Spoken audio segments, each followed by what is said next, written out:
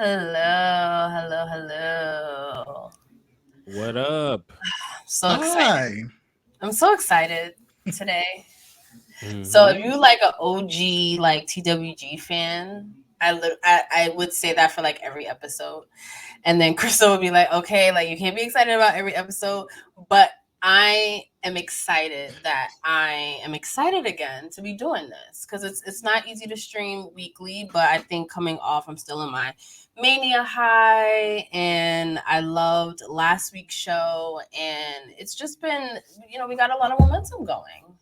So I was I was excited gonna to get on say the that's show. why it's cool to be excited Yeah, about every show for the yeah. exact reason. Mm. Mm-hmm. My content creators can definitely relate. Facts. It's not Yeah. easy. Nope. Hell That's no. A lot of nightless sleeps these last couple days, going to bed like 3 in the morning, but it's just like I have so many things in my brain. I just gotta get out. I love mm. that feeling. I love that feeling, Justin. I love your new setup too.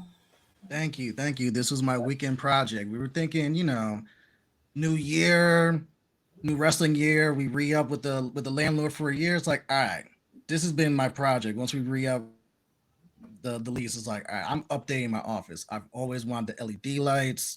So as you could tell, we got the entire setup all around the entire office, like even in front of me too. We got the key light airs.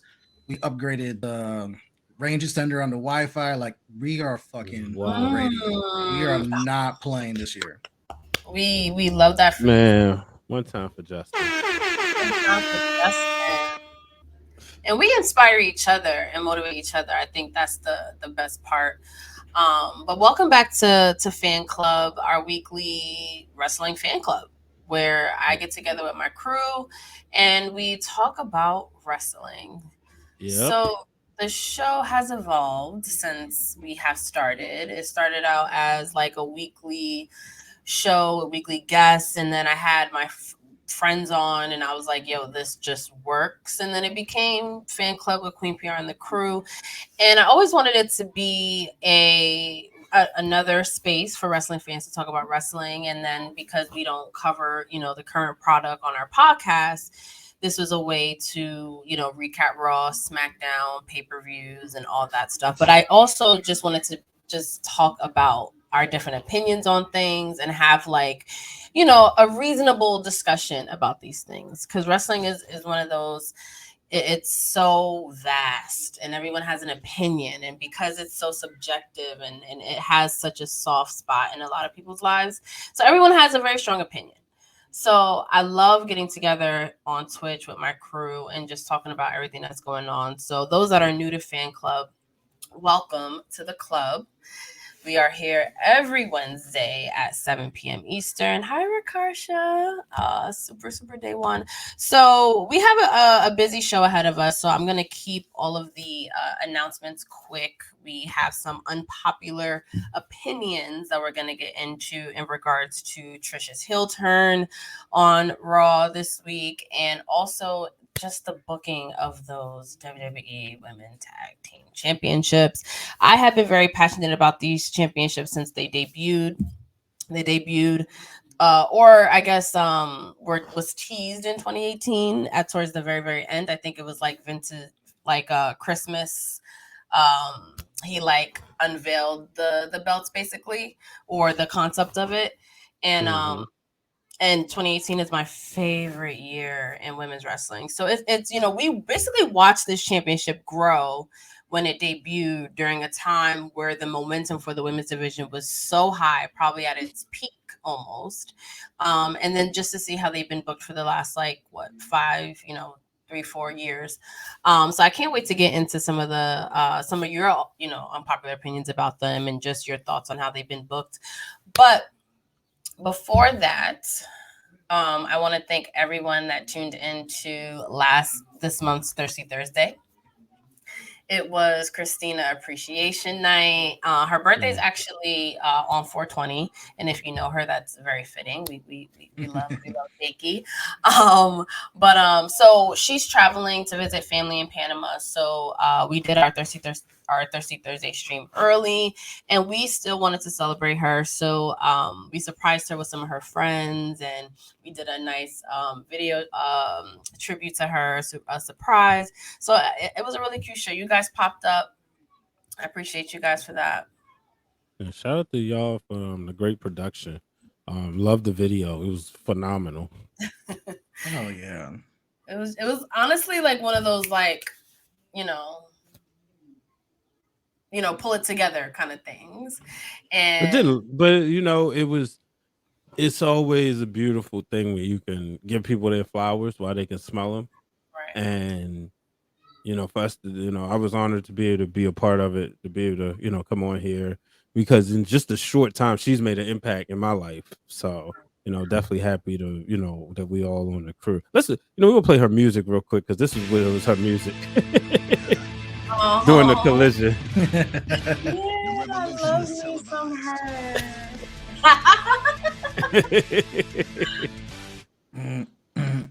Yeah, shout out to CRISTINA. So make sure you guys still, give her mad birthday love. Next got Thursday. a whole month. Yep. Oh, the whole month. Yeah, the whole month. So make sure you do that. Shout out to Kyle, who came through. That was a nice surprise.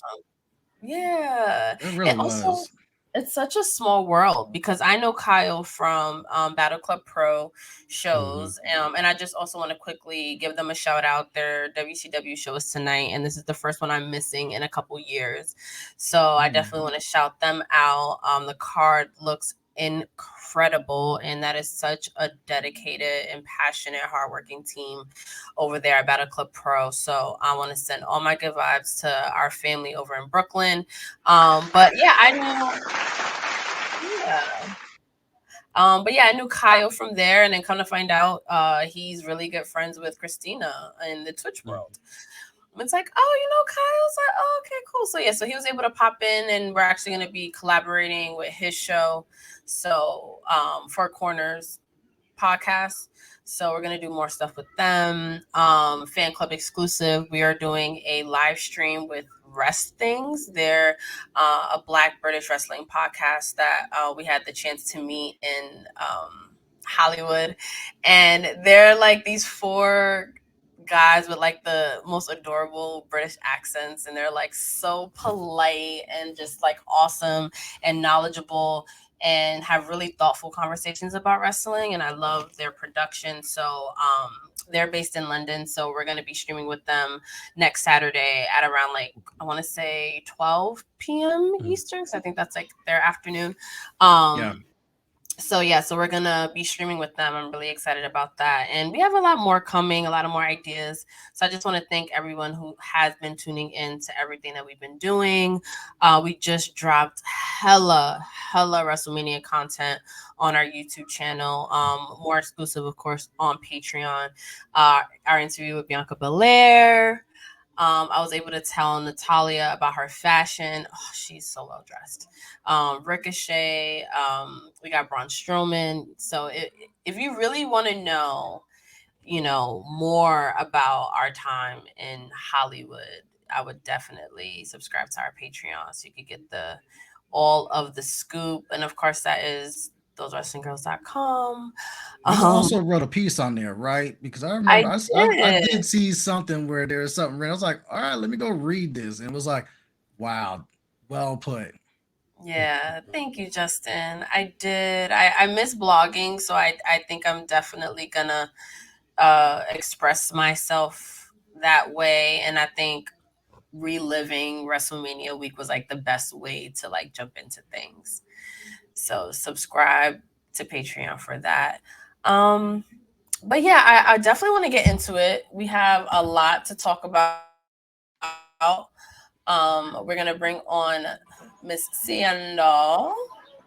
Hey, girl. You look so chic. Yes, sir. You make me want to put shades on.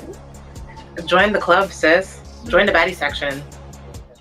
And I knew that they were like right there. So I was just like, wait, if we're doing shades, if we're doing shades, then hold a sec. Join the baddie section. Oh my God, this is like deja vu. There's a little over here. Well, I can't find. Come on, Hollywood. What? Excuse me. He has Mr. some Hollywood, I Brian lost Waters, him in can't oh, find LA. his. right him inside. No, oh no. See, I there's lost one justice here. in San You mean to tell me Antonio. you can't find your shades? Nope. We must provide you new ones. This is Paparazzi. unacceptable. Okay. You're Hollywood. You're Brian Hollywood Waters. We can't There you go. have you without shades. Unacceptable. We will work on this. I have my Right. team work on this. Okay. All right. I appreciate it. Manifested. Not even a manifesting. We just gonna work on it because that's that. Rubbish. Rubbish. Oh, I loved your post. So we got a lot of feedback on our show last week, on social media, and your take definitely did Black Thoughts comparing Rhea Ripley to Randy Orton, and your response to it, it was it did well. So I definitely wanted to dive in more with these unpopular opinions. So I like that. right? I like it. It's really good. So we'll take a quick break, and then we will get back to everything. All right. Hey, what's up, y'all? It's your girl, KRISTA B, one half of those wrestling girls, and we hope that you're enjoying this current episode that we have for you. You know I had to come in here, interject, and plug ourselves real quick. We want to tell you about our merch exclusively on foryourwear.com. That's right, For Your Wear has all of those wrestling girls merch that you want and need, not only for yourself, but for your friends, your family, and your loved ones. We have t-shirts, we have hoodies, we have tank tops. So please go over to foryourwear.com to make sure you get those exclusive merch, those exclusive deals, and tell them that TWG sent you.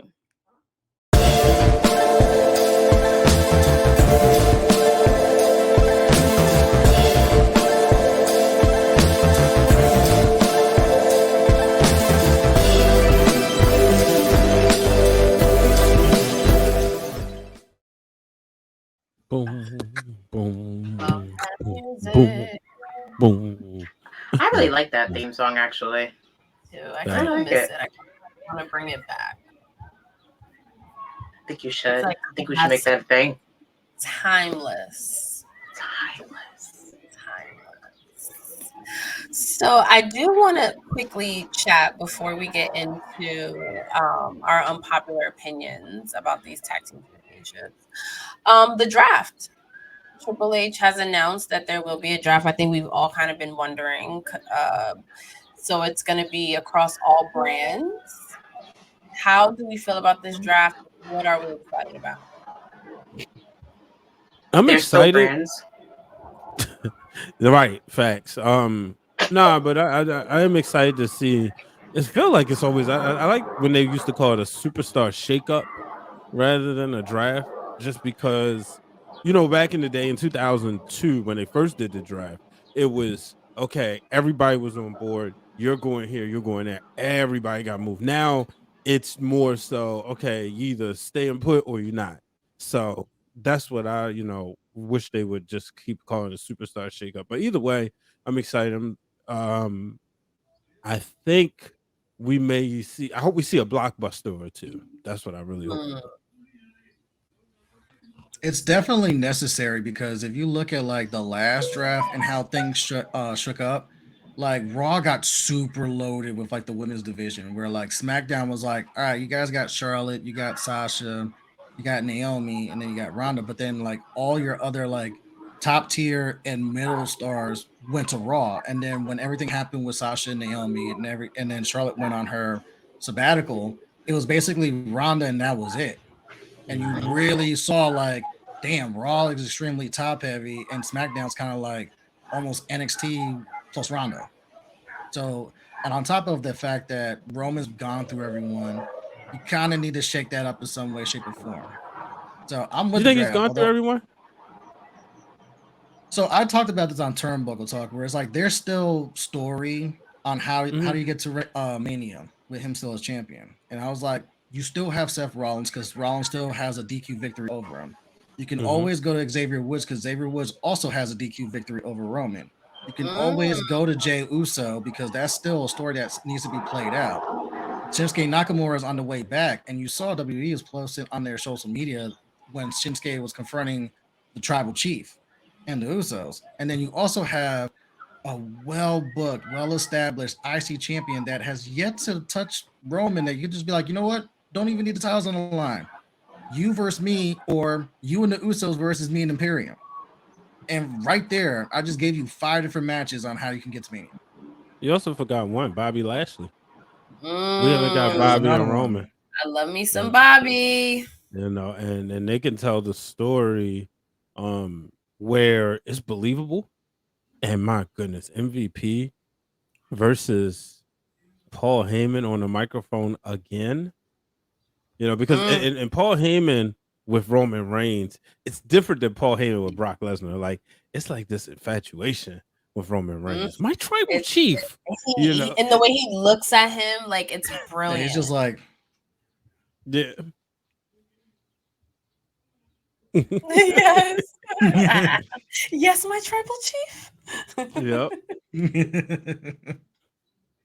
So I think that's where you go. Yeah, definitely agree.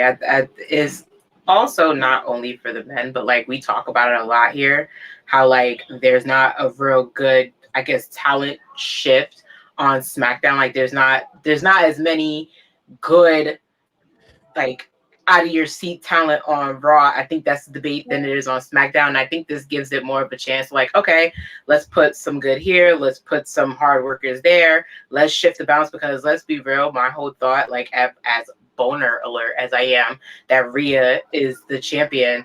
I also had to look at the SmackDown roster and go, who's she supposed to fight exactly?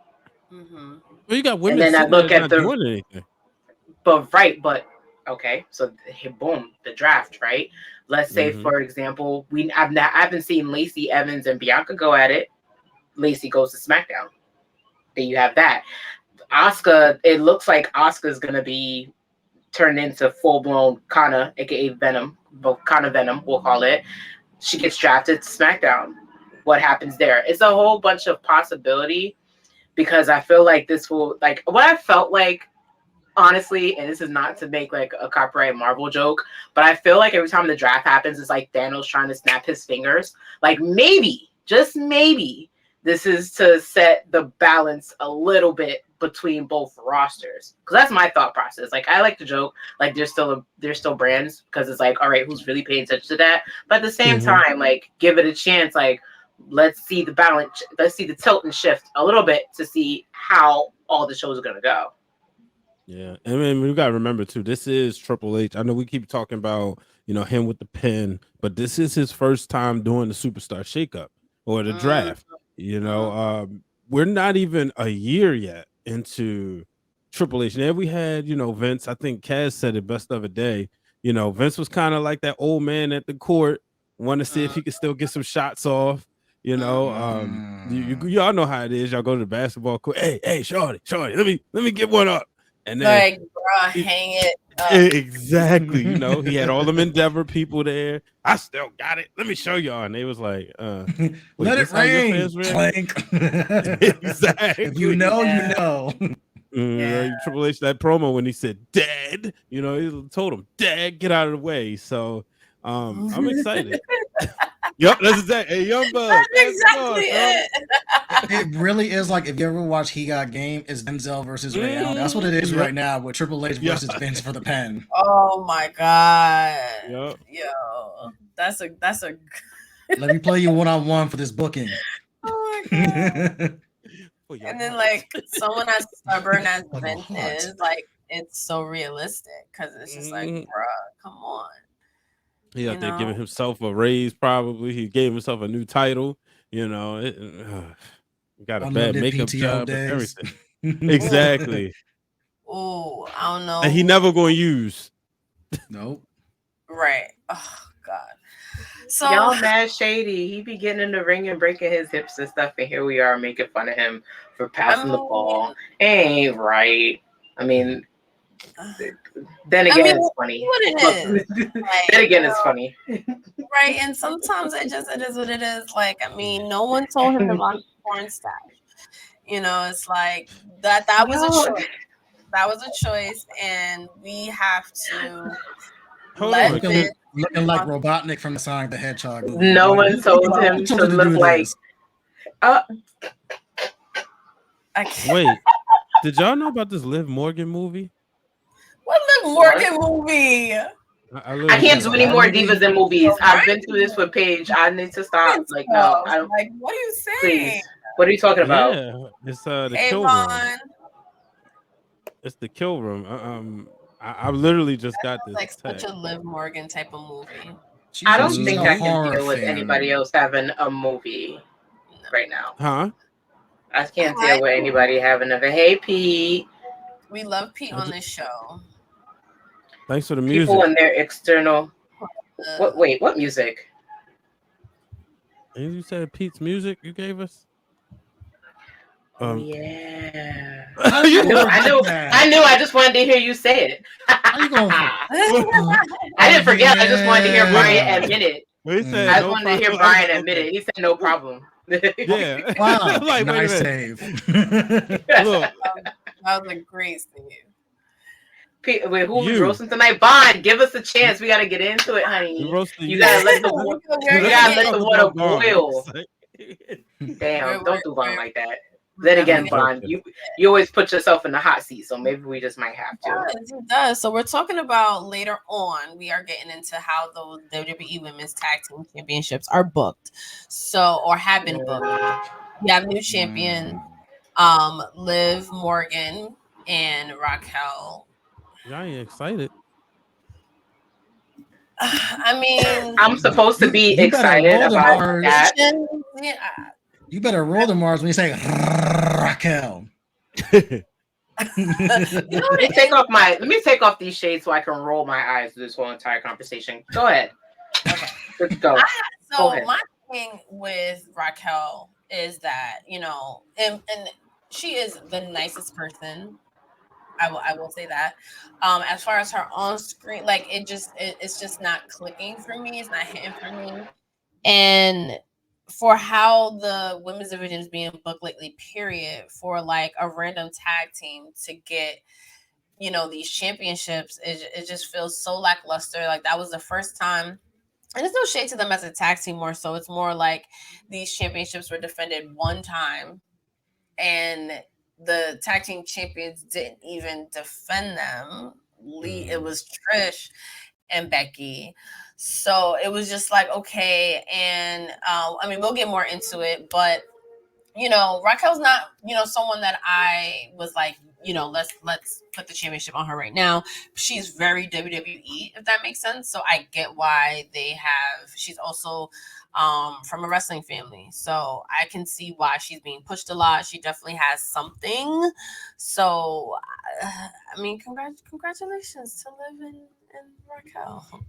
And she stands out. Like when you see her compared to like most of that roster, it's like putting her and Rhea and Bianca where they really stand like above and beyond and have distinct looks compared to like, I'm not gonna put anyone else out there, but like what I'm saying. Like when you put the totality of the women's division, like let's lay them out. Like Raquel stands out in stature and just size, where it's like, damn, who was that? Yeah, that's true. That's true. And her and Liv have good chemistry, so good for them. It's Seindole that is like making everything that I say sound like hella shady, but it's like really not. Because it's vanilla and it's like vanilla on top of vanilla bean. Welcome to our Twitch channel. Welcome to our Twitch channel, Vanilla. You are entering a very serious conversation because vanilla bean, vanilla curl, vanilla swirl, it's all just too vanilla. It's vanilla. Like it's vanilla. It's like putting vanilla and them trying to put some cinnamon in the stick in there and being like, here, enjoy. Like, no, like the problem I have, right? And I pray this is a slow burn, because we all also saw that Trish probably turned heel, right? What's good? Those are the homies. Those are the homies. What's up? Again, they also entered a very envious conversation. Damn, what's the name? It's not even on yet, and we're already gaining traction. Love that. But again, vanilla. Like I don't know. I think it's just me not enjoying Raquel enough. And then again, I don't want them to keep putting Liv, like just toss her wherever she's needed. Like, I guess I just don't like how the whole thing went down. Like, it put a raw taste in my mouth. If you were gonna do it like that, right? Mm-hmm. Even when we saw the lineup for Raw, like, it was good that Io Sky went up against Bianca Belair. Great. You could have just, if it was a go home thing, like a new cycle thing, give it back to Damage Control. Which, again, can't say that, you know, it's just so, it's hard to see. Like, I don't get it. It's one of those things that I just don't get, and I really hate personally when I'm watching something try and develop and certain aspects happen and I don't get it. Like, I don't get this. So it's like, is this supposed to be a whole nother thing? Like when Caitlyn had a secret admirer and we found out it was BG and AJ fucking with her the entire time. Like, is it going to be one of those things? Hopefully. But it's just like, make it make sense. Well, you took it. I hope that makes sense to make it make sense. Yeah, I took it. I mean, if we're going to go there, let's really go there. Why did you take off the titles off of Damage Control in the first place if this was going to be the outcome? And especially, so are we doing Freebird rule, New Day rule with Becky, Trish, and Lita, where like Lita can't wrestle, but Trish can defend the title that she didn't win? Make that make sense. And also, come on now. Where did we even come with Trish? Oh, my best friend gets injured. I'm not the champion. Let me just throw myself in there all fresh and daisy from yoga and help you when I have no match has happened with you. One match has happened with you. Don't know your chemistry. Like like I said, it's no shade or tea to Raquel and Liv. Do I think they deserve it? Yes. Do I want to see Liv with another random partner? No. Do I want the same thing for Raquel? No, but that was expected. But like, again, it should have made sense. Yeah, give it back to Damage Control, or give it back to a team we saw at like the whole thing just doesn't make sense. I'm sorry. I hate to be on the spectrum of like I want to be the one to disagree. It don't make sense. It don't make sense. And if Damage Control had the titles, it would have actually made sense, because if you go back to the tag team tournament that they had, where it was Raquel that won, it was Aaliyah though, and they beat Damage Control. There's history there that you could have retold, and then Raquel, you could have used like, all right, Damage Control jumps Aaliyah. That's why now Raquel has to go grab Liv. But you at least have continuity with Damage Control and Raquel going back to that tournament, to where now that makes sense. And also you have this reign where Damage Control has defended the titles, versus here where it's like, all right, we're going to have them lose to Becky and Lita, but then they're going to lose it to Liv and Raquel. And it's like, so we're just passing around the titles again? The hot potato in the titles, which I know we're gonna get into the tag titles, but let me break this down for y'all. So the reason why it makes sense for Trish Stratus to jump in, right? We still got answers we gotta get. Why is she upset? We've been watching these seeds been planted. We've been talking about this on the fan club for weeks. Why in the blue hell is Trish Stratus in the center, right? Why is she in the center of all the photos? There's a jealousy angle there somewhere. That's what the answer we're waiting to get. That's why it's like kind of like expected that she was the one to attack Lita. We've seen people substitute before for tag team championships. You know, just a few weeks ago, Solo did it for Jimmy or Jay. So that's not abnormal. The whole point of this now, the casualty is the tag titles are the ones that suffer, because it's just a prop in this story, because the whole story is about Trish and Becky, right?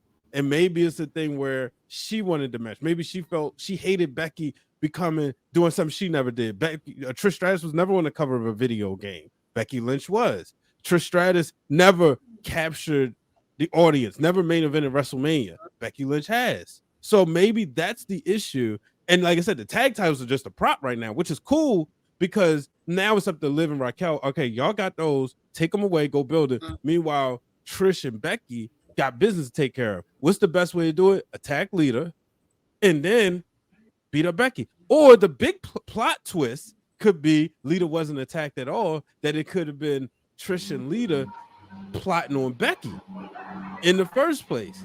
Becky don't have help. Think about it. The 4 horsewomen, her and Bailey can't get it together. They're not on the same page. Charlotte gone on vacation. Mercedes is living her best life. Right. And I'm also thinking with like Bailey's changing behavior towards damage control, like who knows like what could really like be in the works. But I think it all goes back to what you said about the titles being treated as props. And I think that's the problem of it all. So let's just go into my unpopular opinion about the whole Trish turning heel on Monday. So like you said before, Brian, we did say or was predicting that Trish was going to turn. It made the most sense. It was the most exciting people. However, I think it missed its moment. I think the moment was either at WrestleMania or the Mania after Raw. I think that's when we, of course, as a wrestling fan, we have to accept that there are some things that need to be predictable, if that makes sense. Like, of course, we've been watching wrestling so long, so yeah. Right. Yeah. Like, of course, it's obvious that Trish is going to turn at Mania, and they're saying, like, oh, it got leaked, so maybe they pulled it so it wasn't too expected. But it's like, some things need to be. Like, this is a 50-year-old business, and certain stories work because they work. So I think... I want to ask you one question. Yeah. If it would have happened at Mania, would it have been lost in the shuffle? If you think about the capacity of wrestling fans, thinking about that match happened on night 1, if I'm not mistaken, right? Yeah. So we think about Ray and Dom's, we think about John Cena's return, Ray and Dom's just interests alone, followed by a banger. Rhea Ripley and Charlotte putting on the match of the night, arguably tag match, all of that stuff. Would you have rather it happen in Mania and get lost, potentially lost in the shuffle, or like you said, night after Raw?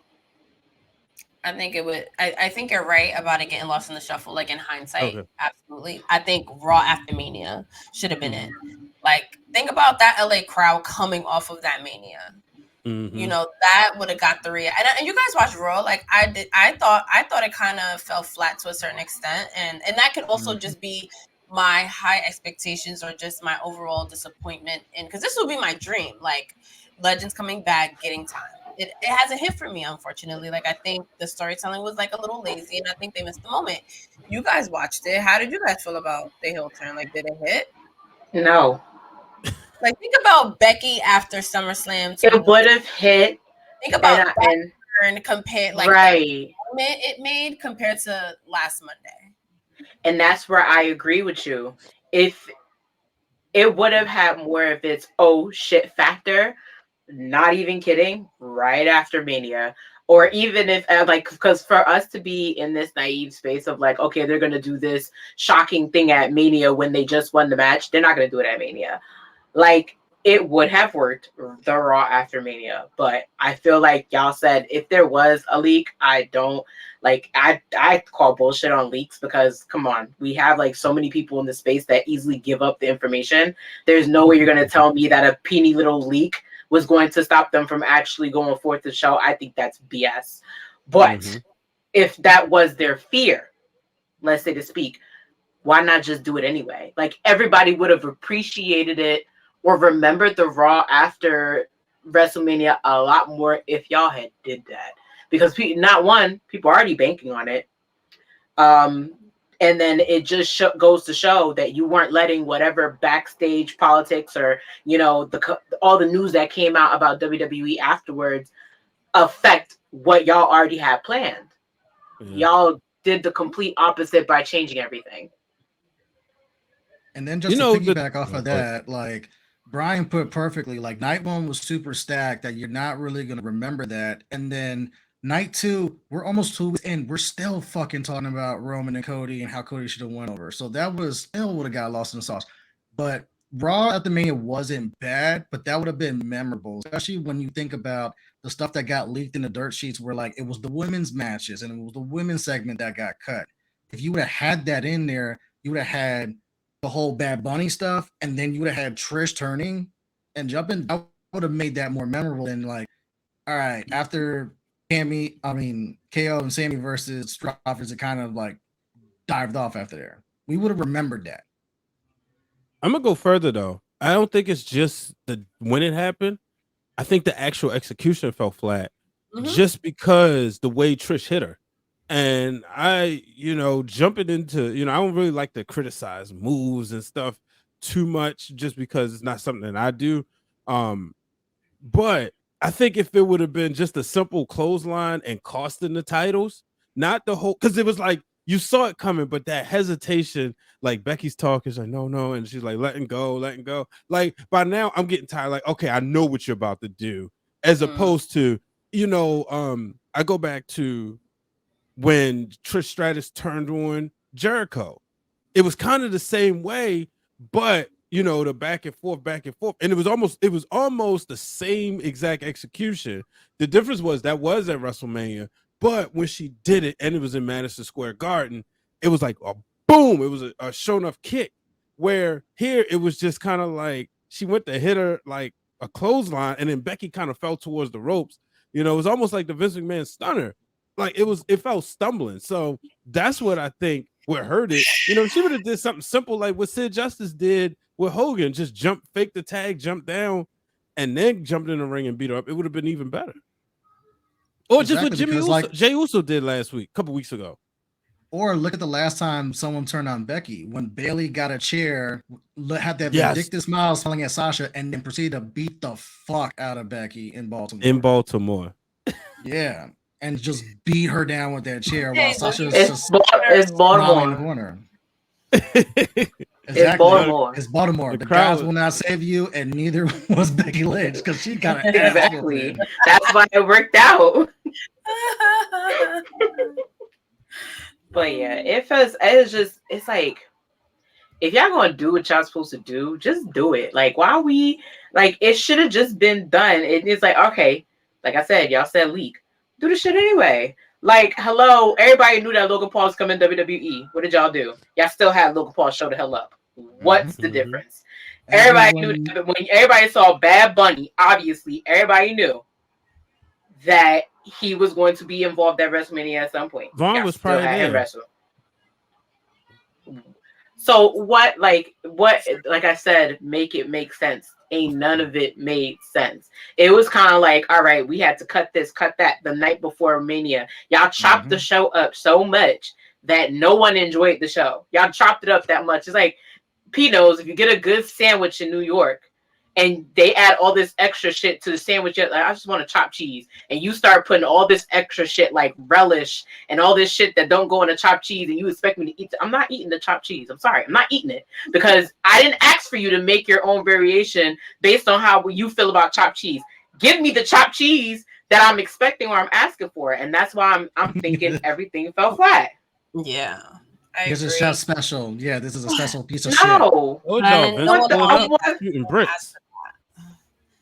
I think the one thing that bothers me the most about the tag team championships being like used as props, it's totally fine if you're using these championships to build a story around Trish and Lita and Becky, but that doesn't mean that they couldn't defend them in the meantime. Yeah, no, like, that's my thing. Like, why couldn't they have a quick little feud? Even, you know what I mean? Even if that was the end goal, I still don't understand why they couldn't have been booked better. And then they did this like injury angle. If you think about it, like when they first became champions, someone attacked Trish. Like it just seems very like the stories are not like inspired. And I think what sucks is like you have like the bloodline story that feels so inspired and so like you're so emotionally invested. You can tell like thought gets put into this, and then you see what they're doing with these legends that came back. And I know a lot of people that are tuning in just for Trish and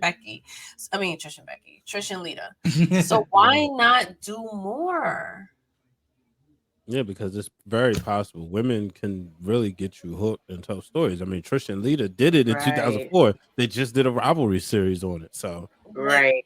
And it's like also the aspect of it is like what y'all were doing, even though everybody was like, okay, we're doing this. What y'all were doing with having Trish, Becky, and Lita be a team still made sense. It all made sense. But like I said, y'all chopped it up. Why are you chopping it up? Leave it alone. If y'all did it the night after WrestleMania, everybody would have been like, well, damn. People would have looked forward to hearing what Trish had to say this past Monday, as opposed to everything happening, and you're like, all right, like the momentum's gone. That was last week. You feel me? So it's just like to temperature of the room, like read the room. But this is, I mean, we've been at this song and dance before. When it comes to women, it seems like they always drop the ball. They never read the room. It gets repetitive. You get segments that don't make sense. You get changes that don't make sense. And that's why I think the fan base kind of loses its communication, because y'all are chopping shit up. You're not reading the room. It's the struggle we've had when we say give these women a chance, because instead of throwing them into matches, y'all not reading the room. Be like, all right, now we really want to see women wrestle. Like, we want to see them wrestle, but we also want stuff to make sense. Like you said, this storyline, why not give it the same type of storyline? Why not let Trish and Lita like go back and forth the way that Dominic and Ray went back and forth before Dominic turned? Why not? Like, what's the problem? It speaks to the bigger problem that they've had for like a while, which is they don't know what to do with those tag team titles. Since its inception, they've always been, outside of the golden role models, they really have not had any clue what to really do with those tag teams, what to do with the titles, what to do with those feuds. Like, it really took Sasha and Bayley on their second run, because they fucked up their first run, to really like, all right, we're putting the titles on you because y'all know what you're doing with this. And they got to do what they wanted to do, which was hop around all three brands, face everyone who wanted to challenge, and then have this feud with Asuka and Kairi. And that made sense. But outside of that, it's always been, we're going to put the titles on you, but then we're not really going to do much. Like, remember when Zelina and Carmella had it? I can't remember how they got it. I can't remember if they defended it, but I know they lost it at WrestleMania 38. They got that's part of the reason why. That's part of the reason why Sasha and Naomi walked, was because of the way they were booking this tag team titles, and all you're doing is kind of proving their point.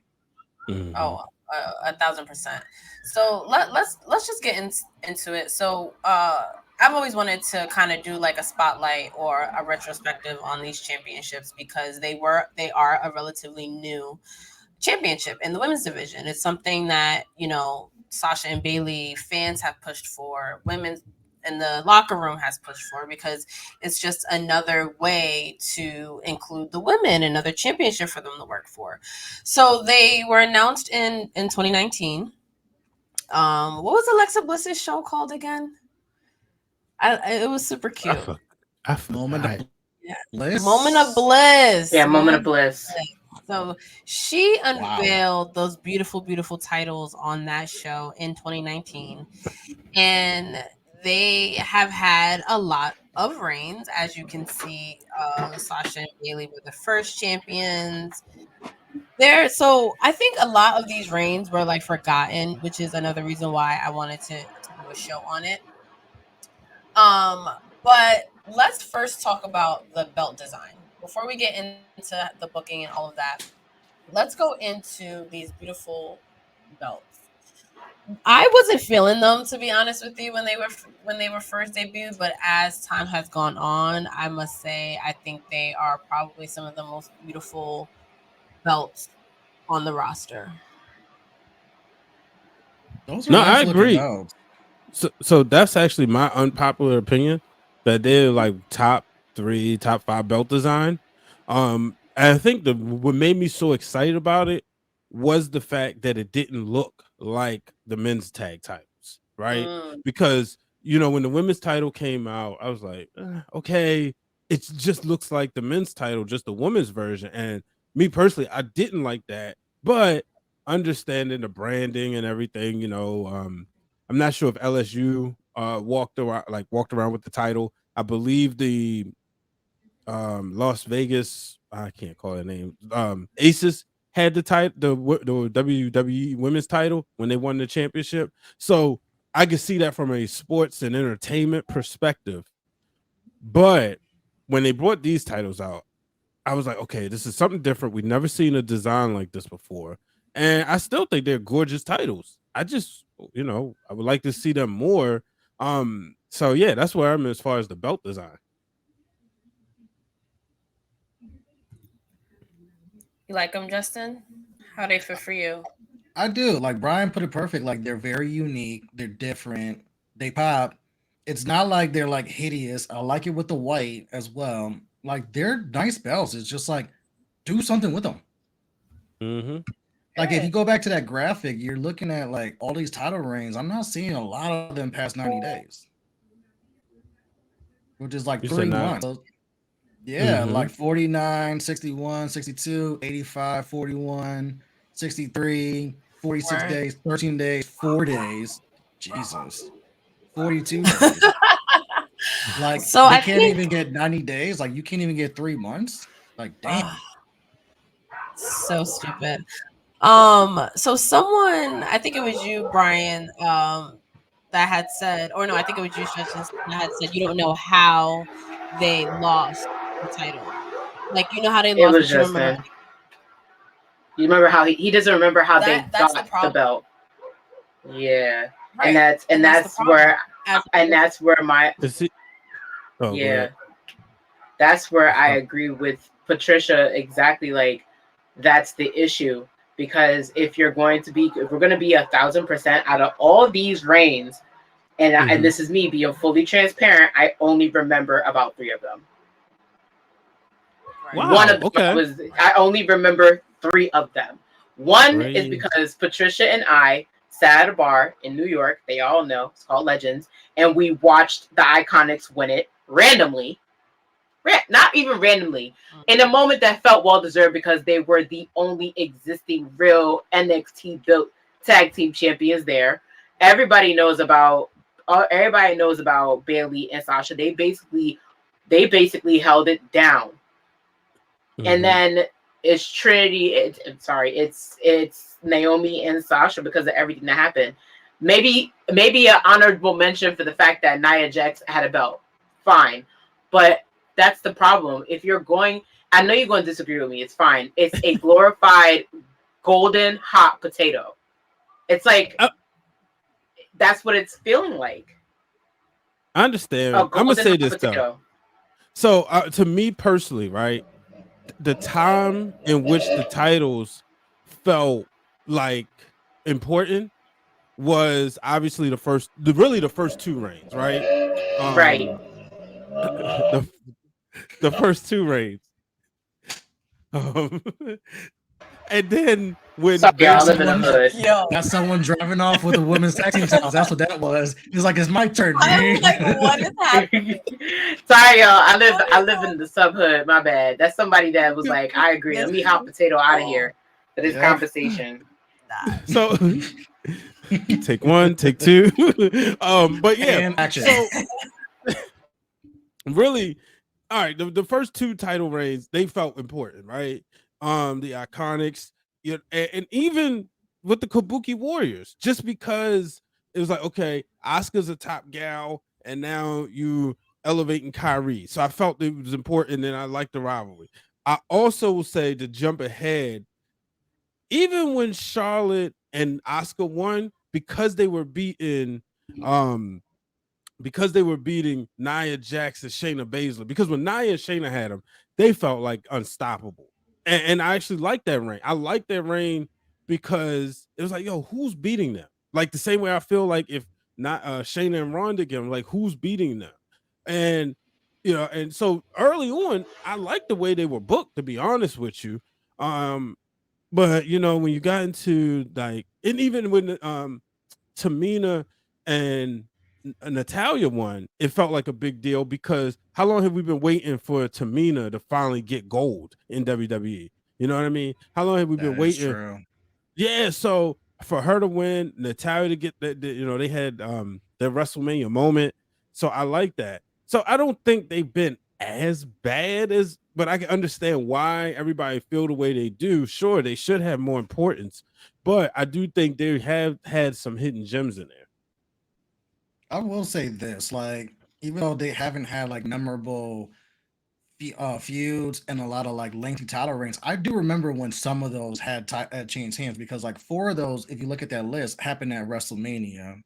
And then the Asuka Charlotte one, Charlotte had just came back and was a surprise, like, who's going to be Asuka's partner going at these tag team titles? Boom, it's Charlotte. And that's how Charlotte became Grand Slam champ. And then you have stuff like that where it was like, wait, I forgot Bliss Cross was actually a team, but then that was a pandemic WrestleMania. So that's like, that was the only main roster title that changed hands because Becky retained and Bayley retained that year. That's true. So one, I don't know if it's one that we have a graphic for, but one thing I kept seeing in the question that we asked on Twitter was who should have been the first champions. I'm a Sasha Banks and Bayley mark, obviously. I know how passionate they were about these. So I kind of was biased in them being the first champions. Who would have been the first tag team champions? Like if you had to book in, if you I feel like it was fine the way it was, though. Yeah, absolutely. Just to be different, though, I would have flip-flopped it. I would have had the Iconics win at Elimination Chamber, and then have Becky and Sasha win at WrestleMania, and then we get, they both had their WrestleMania moment together. That was I remember at that time, that's what I was really kind of rooting for, to be honest with you. So like if I couldn't choose those two, that's who I would have went with. Just because the Iconics, like, I mean, and let's be real, most tag teams are makeshift, whether people want to believe it or not. Most of the time, it's two people thrown together, and they say, okay, we've been thrown together, let's get some matching gear. It's not too many people who are like the Usos. It's not too many people like Cash and Dax. Most tag teams are thrown together. And I applaud the women for what they would do a lot of times when they were put together. They would get matching outfits. Like, to me, when Carmella and Zelina Vega were tag team champions, they kind of matched each other's energy. And that's what made it fun, right? Until Zelina won the crown, and it was like, okay, girl, what are you doing? So overall, I think that, I like the way it started, but I think I would have did it in reverse. Brian took the words out of my mouth. The only thing I will add to that is, what do we always look for as wrestling fans? Watching the baby faces chase the title. The Iconics as your heels, being that you ladies have been fighting for this title for so many years, but guess what? We're the inaugural tag team champions. We're the ones, and have them talk all their shit going into WrestleMania, especially when Sasha's working with a bad shoulder. They could have been beating up on her, and that could have been your story going into WrestleMania, and then that's how you give them their moment, especially when you look at the year before when they're in that battle royal, everyone really wanted them to actually be in the Raw Women's title picture because they had a hot story angle, and that's how you can make that come full circle and give Sasha a moment where it's like, you've been fighting for this, now we give it to you on the biggest stage. And if you look at that WrestleMania 35, all the baby faces go over. Seth wins the title, Kofi wins the title, Becky wins the title. A lot of your baby faces go over. Finn wins the IC title with Demon Balor. Like, that would have been perfect.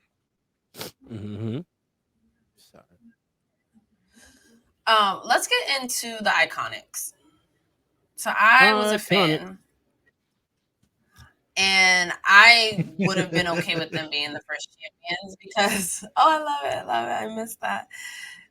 Like looking at these reigns, right? I'm really trying to figure out like who else besides the Iconics were like a homegrown tag team, meaning they were always meant to be a tag team, like, but not just friends, but like legitimate tag team. Like, I don't think any, or maybe the Kabuki Warriors, if you want to say that. But I'm looking. That's what I was gonna say. I think the Kabuki, if not them, it's the Kabuki Warriors, because you have. I mean, it would have given everybody who knows them outside a little bit more, like, excitement, but I feel like besides the Iconics, and I know you say not friends because they are friends, they are close, but they make a lot more sense giving history than everybody else there. And then it's like, I feel like too, when, for example, when it came to Nia and Alexa, I think they only did that, weren't they on Total Divas the exact same time they like had the chance those titles? So that's another thing too. It was like that's why that match at Mania 34 happened. Right. So when you look at people who kind of have, like they said, the Zelina and Carmella Yasa, they had chemistry, right? When you look at people who had chemistry, who was like, all right, if if single runs don't work out and they become a tag team, they're gonna be a tag team, not just like for the belts. They're gonna be a tag team going forward. It would have been the Kabuki Warriors. So you know what? Another thing, though, as far as like tag team, they should have established a tag team division. You know what I mean? Where you have it's enough women's wrestlers in the freaking world where, to borrow a line from my great friend Queen PR, everybody doesn't have to be champion. So you can get all the women's wrestlers you can. You have your tag team division and you have your world title division. Some of them will get promoted, some of them won't. Like right now, I can't see Kate and Carter being neither one of them being a women's champion at this moment. But like they look like a well-oiled machine as a tag team. So I would personally like to have seen that. Toxic Attraction looked like a well-oiled machine before they broke up. So I think if you would have established a tag team division, then it would have been fine. You know, we could have had, like you said, the Kabuki Warriors. We could have had, even Nia and Tamina. Like, who's beating them? You imagine Nia and Tamina versus Shayna and Ronda. You know, you still got your Bianca Belair as your world title. You got Rhea Ripley in your world title. Liv Morgan could be in your world title picture. Natalya and Beth Phoenix, put them together. I think Beth got another run. Shoot. Before you cut them, you had the Riot Squad. You could have had Liv in the title picture and Rhea and Sarah go after the tag team titles. A la Toxic Attraction, what they did in NXT. Y'all like the Riot Squad, don't y'all? Yes. I think I'm like the only person. It's exactly like you said, like an established tag team. But it wasn't. No, I thought I was honestly surprised. They were a cohesive unit. And I was honestly surprised not to see him on the graphic. Like I was like, wait, they was never tag team champions. No, you know, it's lost. Yeah, really lost in a shuffle. And you thought they was going to get it. I actually,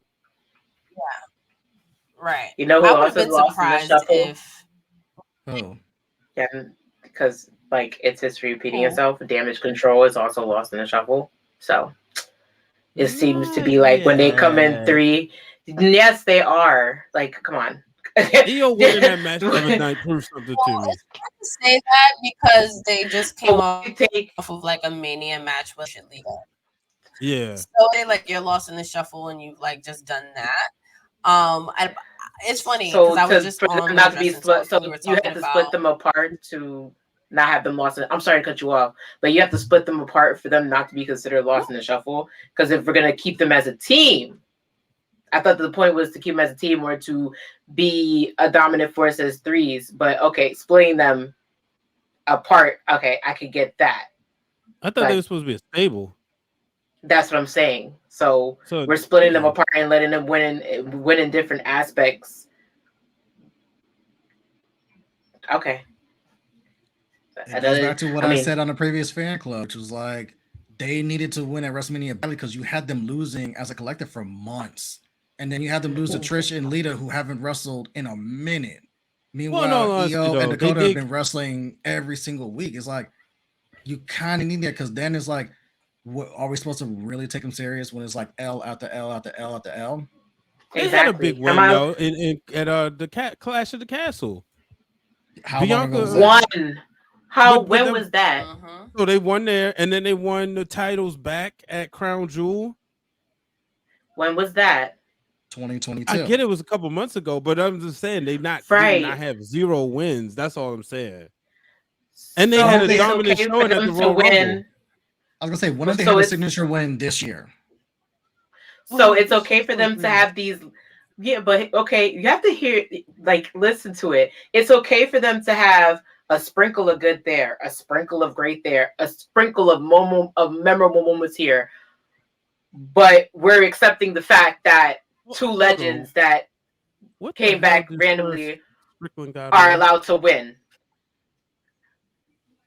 You lost. Does nobody understand the frustration in that? Like you're giving me. I think I get what you're saying, But I Right. do have a Like, question: is like, how often are heels supposed to win?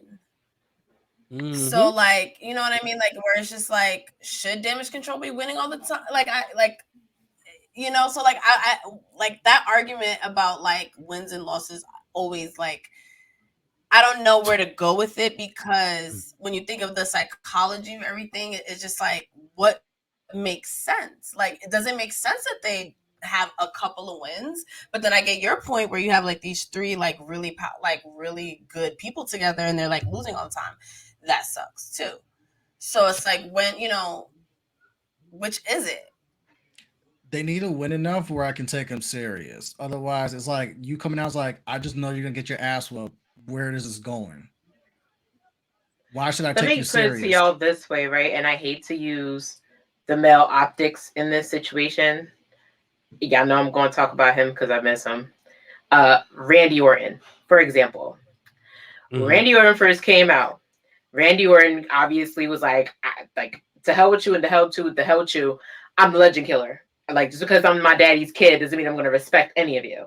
And he go on and be disrespectful and win at Raw, lose at pay-per-views, but win at Raw.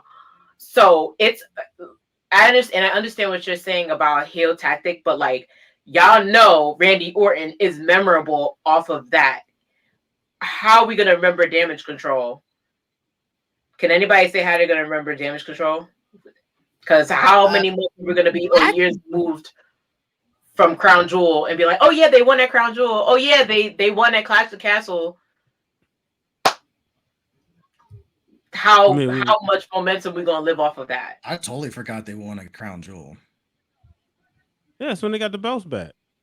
That what, couple day title run? And also the fact that I didn't even remember that they're two-time champions. Yeah. Okay. Oh, Another problem. So you get it though, right? You know, like, what the fuck?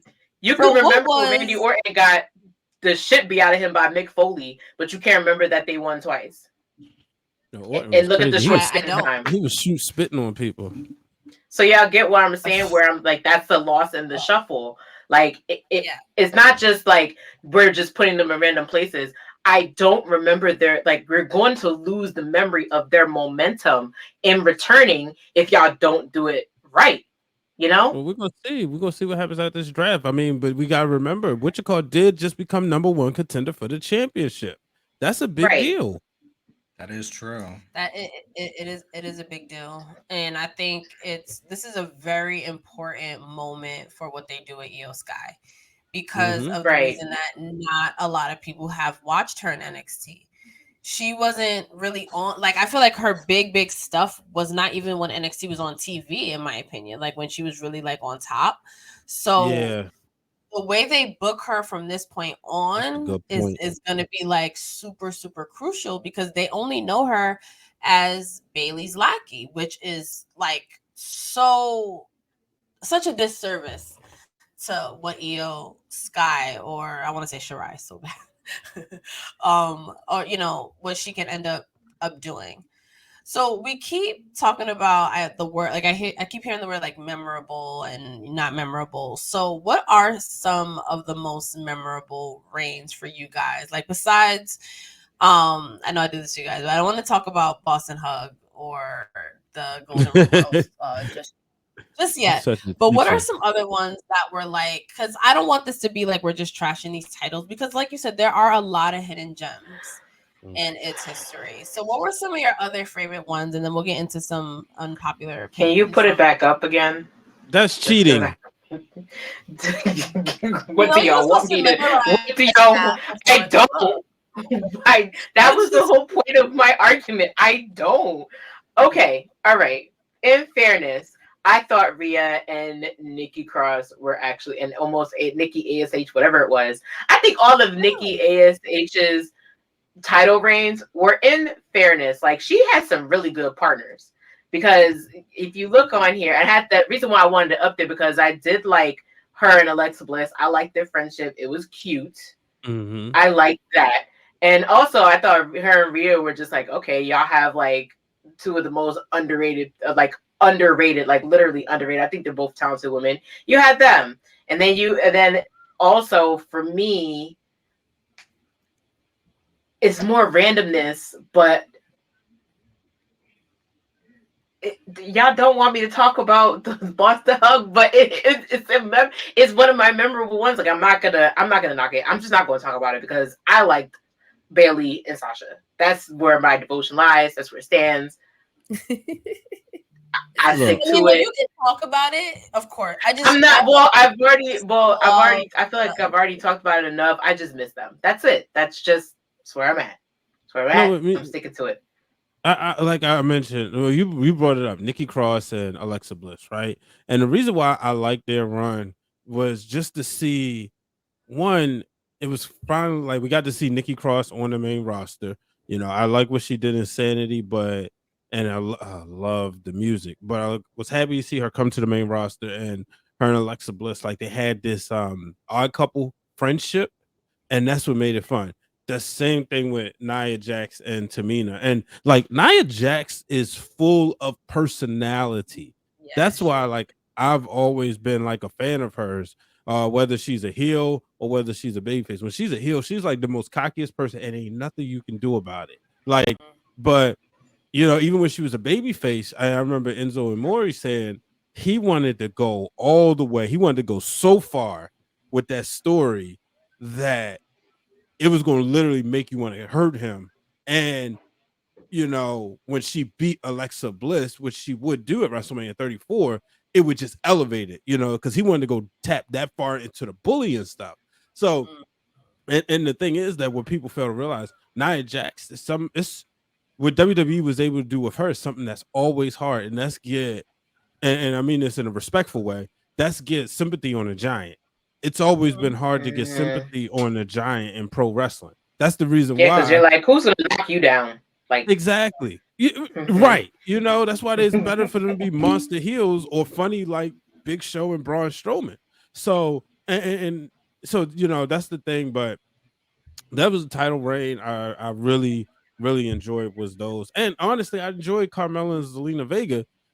Because what you had was two baddies walking around with the titles, and they will always find a way to win. Wait, I'm sorry, who? Carmella and Zelina Vega. Yeah, that was a good one. Yeah, that was a pairing that it was like it was put together, but they had the same vibe. Mm-hmm. Like, and that's the thing. Like sometimes, like even I thought there was potential in the team of Naomi and Carmella. Right? You had both of them with like they like have a lot of similar backgrounds, and we know that because we know more about wrestling than we did before. You know, it's like Chad Gable and Otis, right? You wouldn't know that they're best friends unless you like listen to the interviews and stuff. But they're like legit best friends, and they're real like. Obviously, Gable and Jason Jordan look like a tag team because they look like the second coming of the world's greatest tag team. Man, you know, it looked like they could be Kurt Angle's sons. But that dynamic that Otis and Gable have, you know, that's a lot what you got in the women's division. It just needs to be showcased more. We need them to have the storylines. So Brian touched on Nia, and that was where I was going to go with mine. It's because obviously Golden Role models, self-explanatory. So we're not going to talk about the Golden Roles. I enjoyed how they lost the titles to Shane and Nia because it felt like Shawn and Diesel, where it's like Nia is the muscle, Shane is the wrestler. These two women that just click and they just whoop your ass in just different methodical ways that it was just like, it made perfect sense. It also helped that Golden Role model story, but it also like made everyone else like, how the hell do you beat that? Because Shayna can out wrestle damn near anyone, and Nia is just physically imposing that she could just beat your ass by herself. And it's like both their title runs made perfect sense because it's like that was the heels that really need that title. Even though the Golden Rouse, they were heels, but they were kind of like, we love them, so they're almost like in their super point. But it's like Nia and Shayna's like those were two that's like I could see why they got the titles, and I actually like this. Like keep it on them because it's gonna go somewhere, and then when someone beats them, it's gonna mean something. Like when Asuka and Charlotte beat them, that actually meant something other than Charlotte becoming the Grand Slam champion. It's like because Asuka was feuding with them indirectly too for a minute. Right. It's like how the hell do I get through this? Y'all nerf cry. Oh, I'm gonna go get Charlotte. I'm gonna go get Big Sis and go handle this. Yep. So Nia and Shayna, that was a surprisingly really good tag team. Salute. So before we get into the unpopular opinions about the titles, and I definitely want everyone that's tuning in, hi Mike, to give their thoughts on the championships in general, their reign, who you thought was the best champion, etc. But I want to ask you guys, if it's not the Golden Role Models, do you guys have a favorite? I think you mentioned yours, Brian, but overall, what let's announce our favorites, because the Golden Role Models actually aren't my favorite, believe it or not. No, it's actually it's actually the Kabuki Warriors, because I was such a Kairi Sane fan. Like, I thought her and Asuka were so funny and so entertaining, and like, I don't even need to speak to their wrestling ability and what they bring in the ring. I think that goes without being said. So you add that with just the personality that they brought to those titles. I mean, Kairi, like, trolling Becky, like, was there anything like funnier than that? Like, it was so good, and they had such good chemistry, and they defended them in memorable matches. And I think that's the one thing, like the TLC match with Becky and Charlotte versus the Kabuki Warriors, like that was a banger. The magic that they were doing during the pandemic era, you know, them feuding with Sasha and Bailey at one point was like the anchor of the pandemic shows at one point. And not everyone was able to do that. So I'm going to always give it up to the Kabuki Warriors for that, because they defended them. I believe they went to NXT once. And I think they faced I'm gonna look it up, but I think they also defended it, you know, besides on the main roster. So I think they are like the closest to me to the best reigning champions. No, I agree. And you talked about their stuff with Becky. That was really good. Where like Becky is dominating everyone, but then going into Rumble, Becky was like, "I got to get my lick back from Asuka, because everyone remembers I won the Rumble that year, but everyone forgets I lost to Asuka earlier in the night, and I want that win back." But then they were tormenting the hell out of Becky to get to Rumble, and it was like that was one of those. I was like, I remember that. That was a fun build up to a good feud. Yeah. As much as I would say Sasha and Bailey for me, I really like, this is the biggest soft spot in my heart will always be for Natty and Tamina, because it was just a full circle moment for them both, because of the staleness that Natty had and the staleness that Tamina seemed to always have. For them to both become a tag team to me was just like, okay, this is significant. This is special. The way they won to me was special. The way and it's like, listen, if you're going to use my daddy was this and my daddy was that card, that's how you do it, in my opinion. And to me, I just think that like, you would think, okay, two Legends daughters come together, they win a belt, they win the gold. And then for me, it was also with Tamina. Like, Tamina deserved it so bad. Like, if you're going to give her gold, if it was going to be that, I would have rather be that than anything. A lot of people at the time were like also on that same high. And I'm glad she did it with Natty, because again, it wasn't something that was just thrown together. It was actually one of those tag teams that made a lot of sense. So for me, if I had to say it was a favorite, it would have been it's them. It's them. Yeah, I agree. Is yours just the Golden Role Models, Justin? It's just like it's self-explanatory. The ratings back it, the engagement backs it. They were going to all three shows and defending the titles on all three shows, that they basically were the fucking main events. And then you have Sasha interjecting like, okay, Bailey's Bailey those straps. I want to be two belts banks. Asuka, you got to roll with the title. Also, I'm going to go after that too. Yo, two belt banks, yo. That was like they dominated that summer to where it was like they put the company on their back, and we were watching because it's like, this is fucking entertaining. They put on great matches. You're doing different interjections where Sasha's going after Asuka, or Bailey's going after Kairi, or you're having Sasha Kairi, or you have Bailey like, oh shit, I gotta go face Asuka. Damn, I haven't beaten her.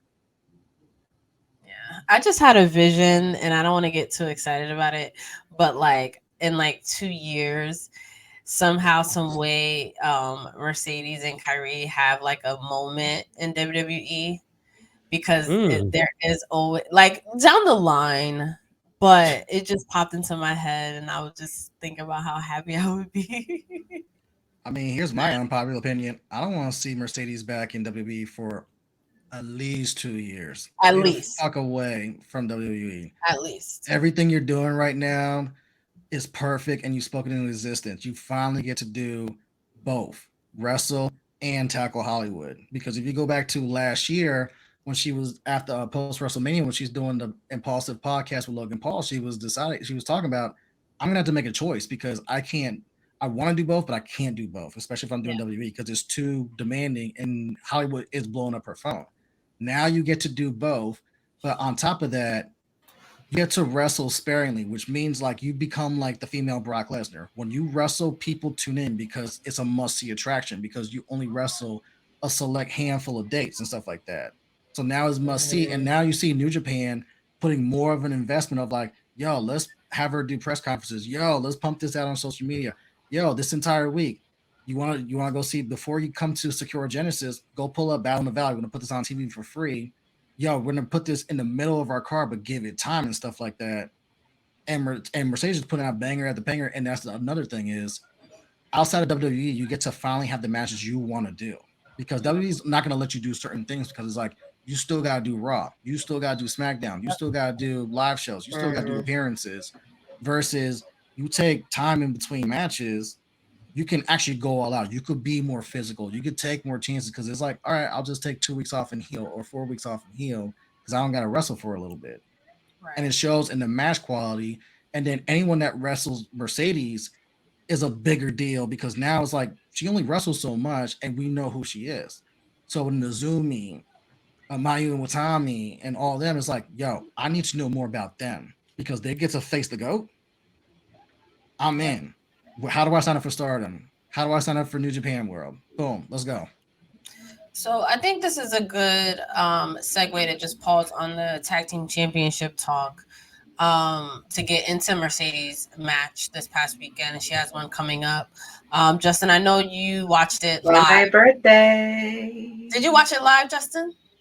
I caught it I tried to watch it live, and my body had other plans, so I caught it that afternoon. I love how you said my body had other plans. Your body was like, no, we going to bed. Well, because you gotta remember, we're going to the bed. A lot of these pay-per-views for New Japan started like around like 3 o'clock in the morning. And that match was in the middle of the card, so you're talking about 5 in the morning. It's like when we watched Wrestle Kingdom as a family. But see, with Wrestle Kingdom, I know, yo, take a nap. Your body programmed for that. That's their WrestleMania. You don't miss January 4th. You're there. Take a nap. 3 o'clock comes. Wake the hell up. This time was like, no, I'm gonna try to stay up. Body was like, you thought. So I caught it in the afternoon. Thankfully, nothing got spoiled for me. I just basically turned off social media. I was like, I want to watch this unadulterated because Sakura Genesis is a top 5 pay-per-view for New Japan. That's like Money in the Bank for WWE. That's an important pay-per-view. This is a high-profile triple threat match. I don't want anyone spoiling this. So I called in the afternoon and I watched it like another couple times because I was like, holy fuck. Yeah. Should we go into the scorecard? Is it time? I think we should. I think it's kind of. I think Seindol's got some thoughts on this. I'm not the only one that feels a way about this. It is time for Seindole Scoreboard. So remind me of the criteria again, Seindole. How's it go? Can a sister get some background music as she explains the credentials of the scorecard? Because I think I'm gonna make this one special. So the Seindole Scoreboard is rated always by the following: match longevity, chemistry, wrestling ability, and storyline build-up. And what better way to build up the woman who is all about the Moné, Mercedes Moné, by putting her against not one of the best women in Japan pro wrestling to date, 2 of them.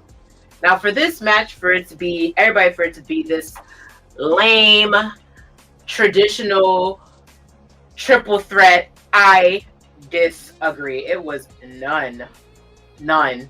I think, and you know what? I'm so speechless by how amazing this match was. Y'all let me know in the comments if anybody thinks this match should have been less than, drumroll everybody, a 5.5. A 5.5. I mean, I'm really high on AZM. I'm high on her. And then you added another interesting element, somebody that a lot of the fans in Japan wanted Mercedes Moné to wrestle already in a long time. And I think Justin took the words right out of my mouth. It was exciting from beginning to end. If anybody wants to disagree with me on this, I dare you to put your thoughts in the comments below. But what I also want to remind you now, what's happening is that the eye is fully on our girl, right? Y'all saw what happened after. What happened after? Now we have her going against who, Justin? Help me out, brother, because I know you excited. Mayu Iwatani. And when is it happening? In a couple of weeks. We get 2 matches in a month. It gets 2 matches in a month, but not only that, we get a Stardom quality match. And it's going to be in Stardom. And Stardom, that card looks low. In Okasa, Japan. On my birthday. I might be coming home drunk from the club. I might be up. I might be pre-gaming. I don't know. So what I want to challenge somebody to do, I'm going to need a little help rating this match because I might be a little hungover from the club. I might be on my way to brunch. Y'all never know what Seindole might doing. I could tag team that scoreboard. Maybe. Are you up for the challenge, brother? My Japanese loving brother from another mother. It will be an honor. It will be an honor. Ladies and gentlemen, boys and girls, let me say this. Put me back on the main screen, my producer. Thank you very much. Let me say this right here, right now. If y'all have any qualms about Miss Mercedes Moné doing what she is doing, I suggest you find yourself the nearest door, you open it, and you walk yourself out of the club. Because I've made my mistake before doubting her. I will never do it again. Because every time I go to see if there are cracks in this evolution of Mercedes Moné, last match proved to me there are no cracks, there are no seams, there are no airs, there are no motorcycles outside in the subhood to interrupt the feeling and excitement I had to be watching this match from her. Everything that she is doing right now is the culmination of stuff that we know Mercedes can do. And this is a brand new Mercedes Moné. Like, even her, from her outfit to her chemistry. And a lot of people also had criticism about the press conference. What criticism? They had criticism. They were saying that, oh, it's flat. You know, her having this attitude as the heel is flat. Like, you're flat. You're vanilla. You're vanilla beans. All you are vanilla beans with cinnamon sticks on the side. You don't want chocolate. You don't want vanilla. You don't want the rainbow swirl. You don't want a Rita, custard, and Italian ice. You're all vanilla if you think that is inappropriate. But I think they're just bots on Twitter. I mean, I don't know how I end up with bots or whatever. But long story short, if anybody wants to agree or disagree, this is an open forum. You're allowed to disagree and agree, but I'm just going to say it to you right here now. I don't give a shit. Let's be very real about that. But again, a 5-star. I rated a 5-star. But if anybody wants to come with me with a legitimate, great argument as to why I should have never rated that, I welcome the floor. I don't think that it's going to turn me. Yeah. I do want to know what other people think of the match, just because I'm only watching these matches for Sasha. So, but I want to know, exactly. Justin, having, and a lot of these people, like, and I would love for you to, like, quickly explain, like, who the person was that confronted Sasha, like, in the context of, like, break it down, Justin. I mean, Seindole probably knows Mayu better than I do, but like, nah, brother, you speak with such passion and fire that I need you to do it. To piggyback off what Seindole was saying, like, Mercedes in this match basically answered the biggest question everyone had when she left WWE: can you wrestle a Japanese style outside of the shackles of WWE? Because you've been working main roster for over a decade. Can you actually go outside of it and work those style matches with those two ladies who work a very fast pace in ring. Because if you Right. go back to Battle in the Valley, you're facing Kyrie. That's someone you know. That's someone you've wrestled. So that's like that's easing your way into deep waters. This was like, not only are you jumping in the water, you're gonna do it in Japan. And as anyone that's wrestled in Japan will tell you, that's the hardest crowd to get over. Because they'll tell you if this shit works or this shit does not. Ricochet will tell you. Kenny will tell you. There's a Shinsuke will group of tell people. you. They have not had the easiest road. The way that people were oogling and gogging over Ricochet before he left when he was Prince was not the way it started for him. They're no matter how much, it's not like they have an open forum and it, like Vaughn says, it could be kind of like an elitist with Japan. They openly show you if they can get behind you or not with no qualm. And you feel it. Mm-hmm. And if they don't like you, they don't boo. They're just dead silent. Because That's they did so that with awesome. they did that with Naito on Naito's first run to the top when Okada was white hot and Naito wasn't LIJ Naito yet, and they were just like, we don't fuck with you. But he wasn't getting booed. He was getting crickets. It was just like, oh, Yeah. damn. It's like you people feed off of the reaction, and that's what I think a lot of the transitions are hard. Like Brian Danielson once talked about it. Like the transition is a complete 180 from him doing a Ring of Honor run to him doing a New Japan Pro Wrestling run, right? Like, you know, people don't like you because they're spitting on you, they're throwing insults at you, like they're feeding into your heel persona, but they don't like you. But it's Japan. They just don't give you, like, you could be pissing on the street, they wouldn't give you a reaction. Literally, that is awkward. That's worse than, to me, that would hit me more being booed because I'm putting myself out there in a new country and a new layout, and you're not even giving me like a reaction. Facts. It's bad. It's bad. And she's holding, and you have to be proud of her tenacity at this point, because for someone who's in this complete different element of someone where they wanted to be first, the acceptance of her has been astonishing. Not from, you know, people who don't appreciate it, who want Sasha Banks back, but the people who are in Japan learning who Mercedes Moné is, the reaction and the criticism has been A+, honestly, from everywhere that I looked at it. Mm-hmm. And it's not Mercedes just jumping out of their comfort zone. It's New Japan jumping out of their comfort zone too, because they never used to have women's matches on their cards, period. Right. Stardom was their own shit. That's your promotion. You do your own shit. We're going to do our own stuff. We got all the guys. So this is also like, you're seeing first evers, like Wrestle Kingdom. That's the first time you saw women on the card actually wrestling and actually defending a title. Mercedes making her debut at Wrestle Kingdom is a big ass deal. Battle in the Valley, Mercedes and Kyrie sold that out in fucking, like, what, not even a week? They sold that place out by themselves before they even started announcing other matches on that card. You see this one, a big 5 pay-per-view that people tune in for, right in smack dab in the middle. It feels like kind of like WrestleMania 32, where it's like you have them right in the middle because we're going to present these 3 women. It just happens to be a triple threat. But we're going to present these 3 women to show you how serious we are about the women going forward, the women's wrestling, just like we were transitioning from the Divas era to the women's revolution. You see New Japan kind of doing the same thing, where it's like, we're going to take our women seriously. Now we're going to put this in the middle card. We're going to get Mayu, who is a big ass deal. That's like the Sasha Banks over there. Because that is a dream match. And we'll be like, we're going to put our biggest star against your biggest American star. Boom. And we're going to have them face off in the middle of this ring. And then we're going to have them fight a couple weeks later in Stardom, because Stardom has just been on a rise. We talked about this when the PWI list came out, and you're seeing how many women from Stardom are popping up. And that, what was it? Top Their 150? number one. Their number one was Stardom.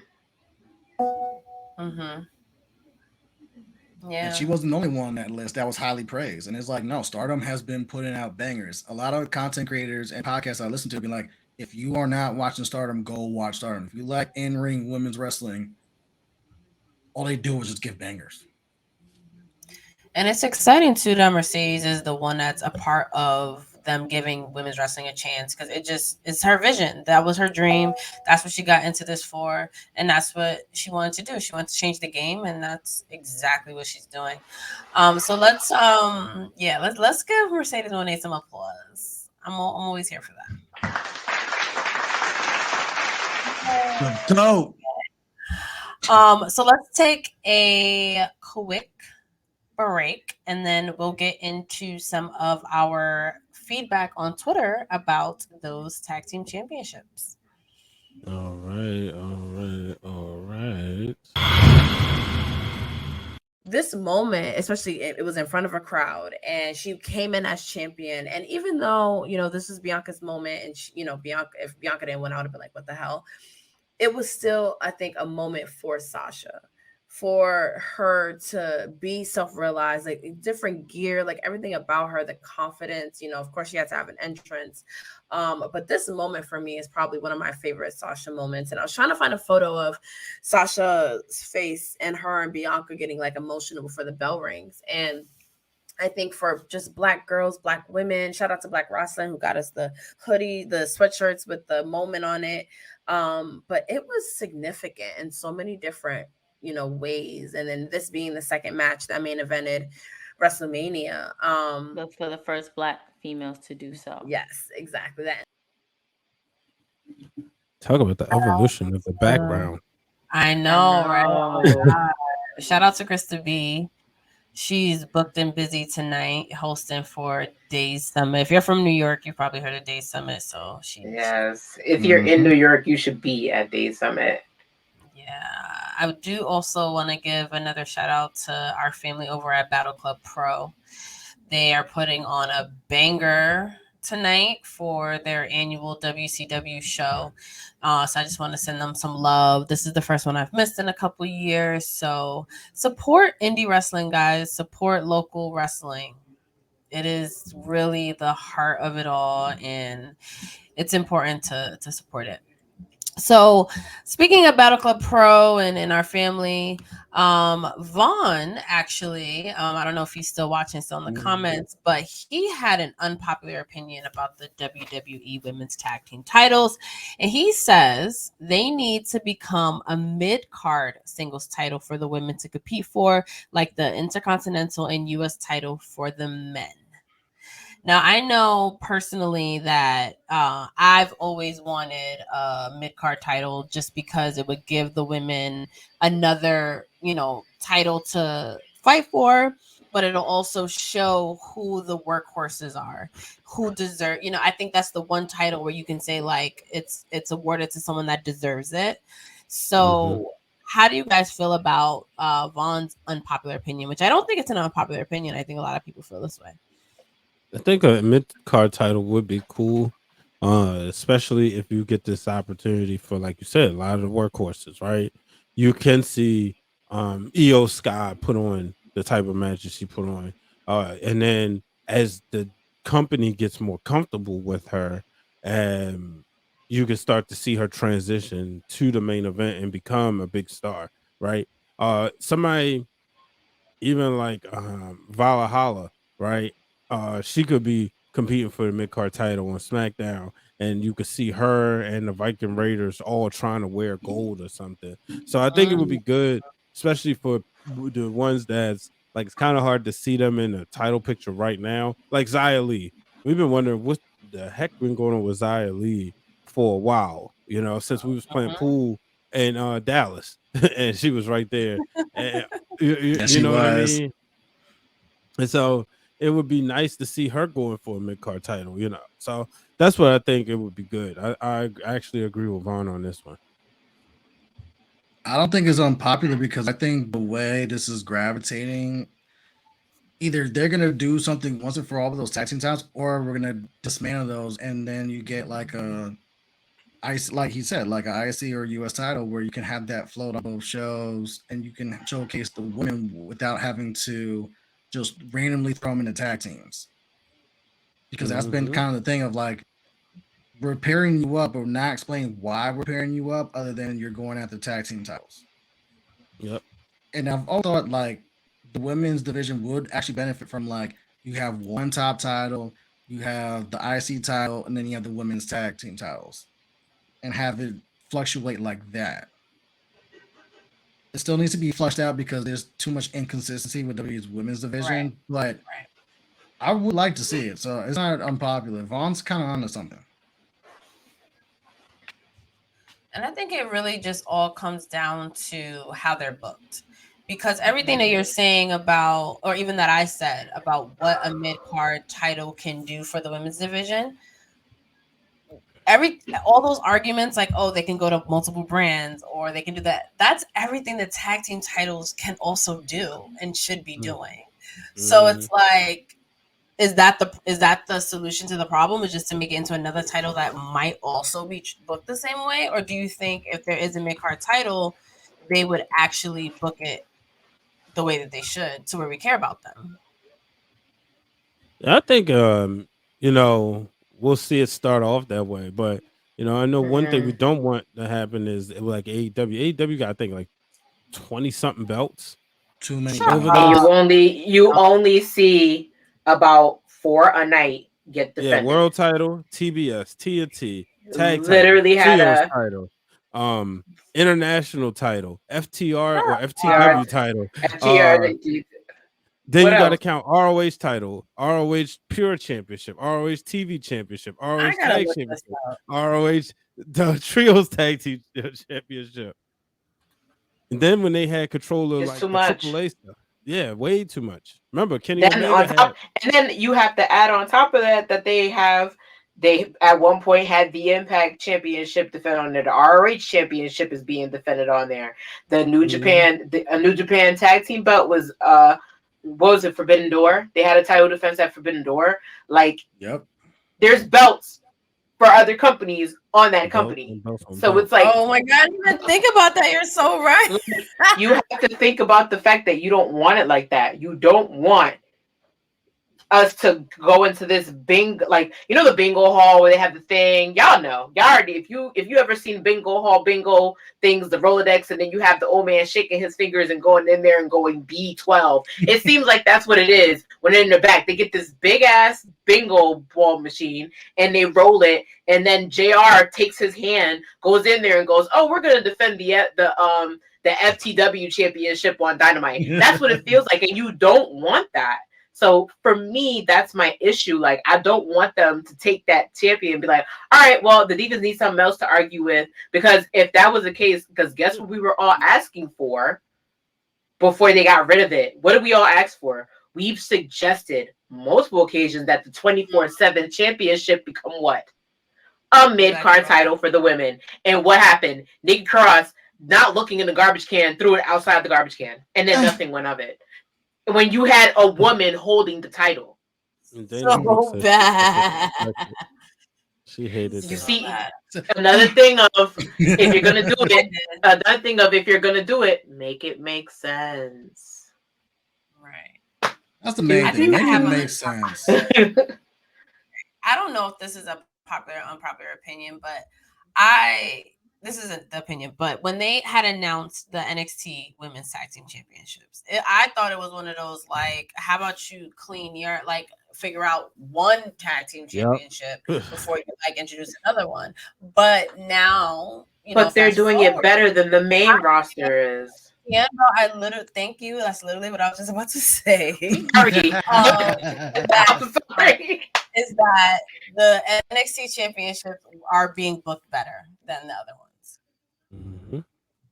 And that's just how I feel, and I never thought I would feel that way. And I don't watch NXT consistently, but I can remember the times that they've changed hands, and being disappointed when Kaden Carter and what's her new name, Katana, some shit. Katana Chance. I was like, wait, I thought. Yeah, like I actually was invested in them losing it, and I'm like, I can't even remember the last time I was invested in any win or loss besides like Sasha and Naomi on those championships. Mm-hmm. Well, at least with NXT, there's continuity, whereas with WWE, it's like we're throwing you together, you go out these titles, and then we're just gonna disband you out of nowhere. I think that's the other problem of it. It's like we're putting you together haphazardly, and we're disposing of you haphazardly. Yeah, whereas at least with NXT, there's some continuity there. You see Kaden and Katana together for a while. You see Toxic Attraction together for a while. So there is continuity. Like you're actually investing in this, whether this works or And not. then, right. And then even in the fact of like putting random people together, you have to remember that even with Connor James and Headley, they have a storyline built around the fact that they became tag team championships. Like you had some type of continuation every single night off of them having a storyline. And then they lost to Abafire and Abaddon. Like you had some type of make sense continuation. The storyline's still going on now. It has to make sense. It's not making sense on the main roster. A lot of it, like we said, a lot of memorable reigns from the women's tag team championship on the main roster made sense because of the build behind it. I rate my scorecard based on what? Storyline build up. You can't throw two people together and think they're going to be able to hold it on for what? How else are you going to entertain them by just saying, oh, we need two tag teams to fight two other people here, championships? There you go. It's not going to last. It's not memorable. It's not logical. And also, it don't make sense. It don't make sense. If I'm going to right now, if it's not for the fact that I feel like they're trying to shove Liv Morgan into another light of like how they shove Bianca and like they just put her in a movie with Uma Thurman and Samuel L. Jackson. Like they're trying to shove her in a certain light as to where, okay, she has to walk around with the gold. We just have a deal with this new company. We kind of need people besides Bianca to do the whole tour thing. Boom. Put somebody else in the goal, whatever they think they're going to do with it. That's the only way I can see it makes sense. But you have to have some level of not only respect because it's gold, like you have to have some side of making sense, or else it's just the Divas Championship again. Whereas the cat is solely on the responsibility of the wrestler to make it great again, or else if not, no one cares.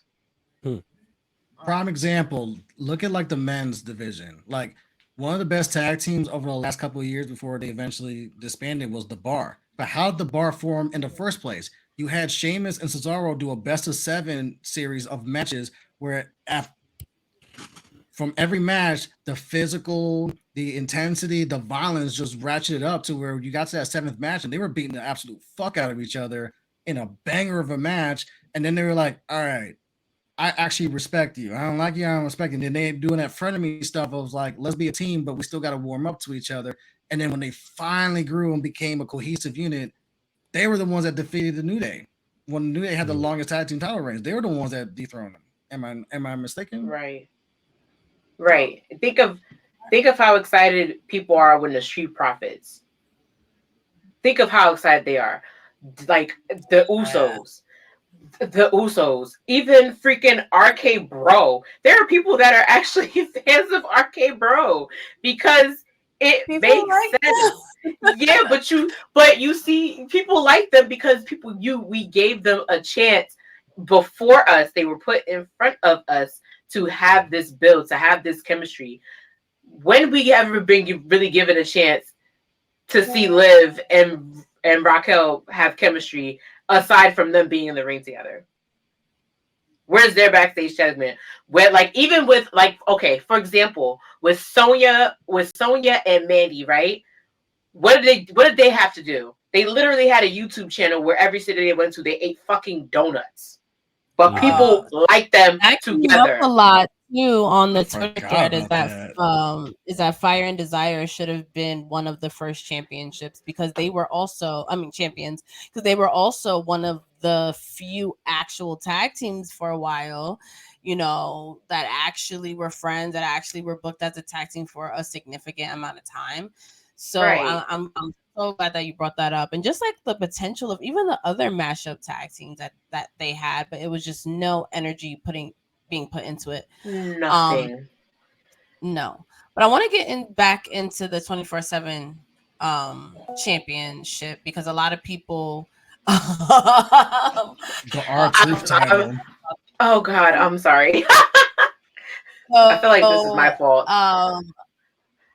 At @notjames_ says the 24/7 championship is more prestigious than the tag team titles. Every woman to hold the women's tag team championship has taken a step backwards in their career. However, I don't particularly agree with that last part, but I do want to get into the potential of the belt and how did you feel about it? And I think Dana Brooke put her name on that. What you think? I liked it. So I was a huge fan of the Hardcore Championship rules, the 24/7 rules. So for me, it was nostalgia.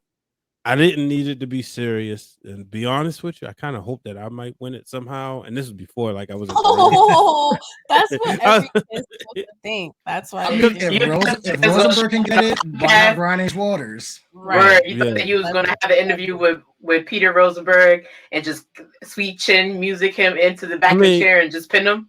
I forgot which baseball and the analyst had it, but I would have liked that. Yeah, so I liked the title, but it was also fun watching because it actually had a story. For the longest time, I mean, Dana Brooke did a whole wedding based around the title. Yes, she did. And people could talk about how bad it was or the segment was too long. It's professional wrestling. It's also sports entertainment. And I think a lot of times people forget that their target audiences are children. And children find that stuff funny. They will sit there and watch it. Think about, like, it's always fun. Like, we mentioned the homie Zach last week. And when you watching wrestling with a child, it changes your whole perspective because they're just going to look at what's being presented and they're going to go from there. You know what I mean? That's the reason why somebody like Roman Reigns was popular back in the day. Then that's where you look at, like, with the 24/7 time. You imagine how many kids was in school rolling each other up, making little 24/7 belts. So yeah, like that's what I like about it. And like I said, I like what Dana Brooke had the championship. I like when, even Carmella had the championship. But then when the legends came back, we got to see Maria, Kelly, it was a couple others, Melina, all of them had the championship. So Alundra Blaze and then Alundra Blaze, the $1 Million Man. And it's also like the different places of like where they defended it, where it's like, yo, they're defending it on a golf course, yo, they're defending it at a fucking wedding, yo, they're defending it like you here had and here. It's people just like chasing R-Truth at the most random times, and I found it awesome. I found it hilarious. I found it all hilarious. Like, respect for R-Truth for being able to be the single-handed most reigns of that title, because like, hell, if you gonna give me R-Truth, give it to me just like that. Like it memorable. And funny when he comes back, right? Well, first of all, him and Carmella, their bond over the 24/7 championship, right? Right. and they're dancing. But when he comes back, he's probably going to do something like, "Where's my title?" He'll be looking for it. And it's that would be so funny. Yeah. So I think you just gave him something to do when he comes back. No, seriously. Like, why are you climbing the ladder? It's like, is this not a ladder match? It's a 24/7 title. Oh, that would be so good. Why are you carrying on a table? I thought the table was meant for a 24/7 title. They better give Fan Club its props if that happens, because Brian spoke it into existence. Wrote that. Yep. What do we call that here? Totally did. Manifestation. So the next unpopular opinion I want to get into is from at the Elite Spear, and it goes back to the NXT tag team titles.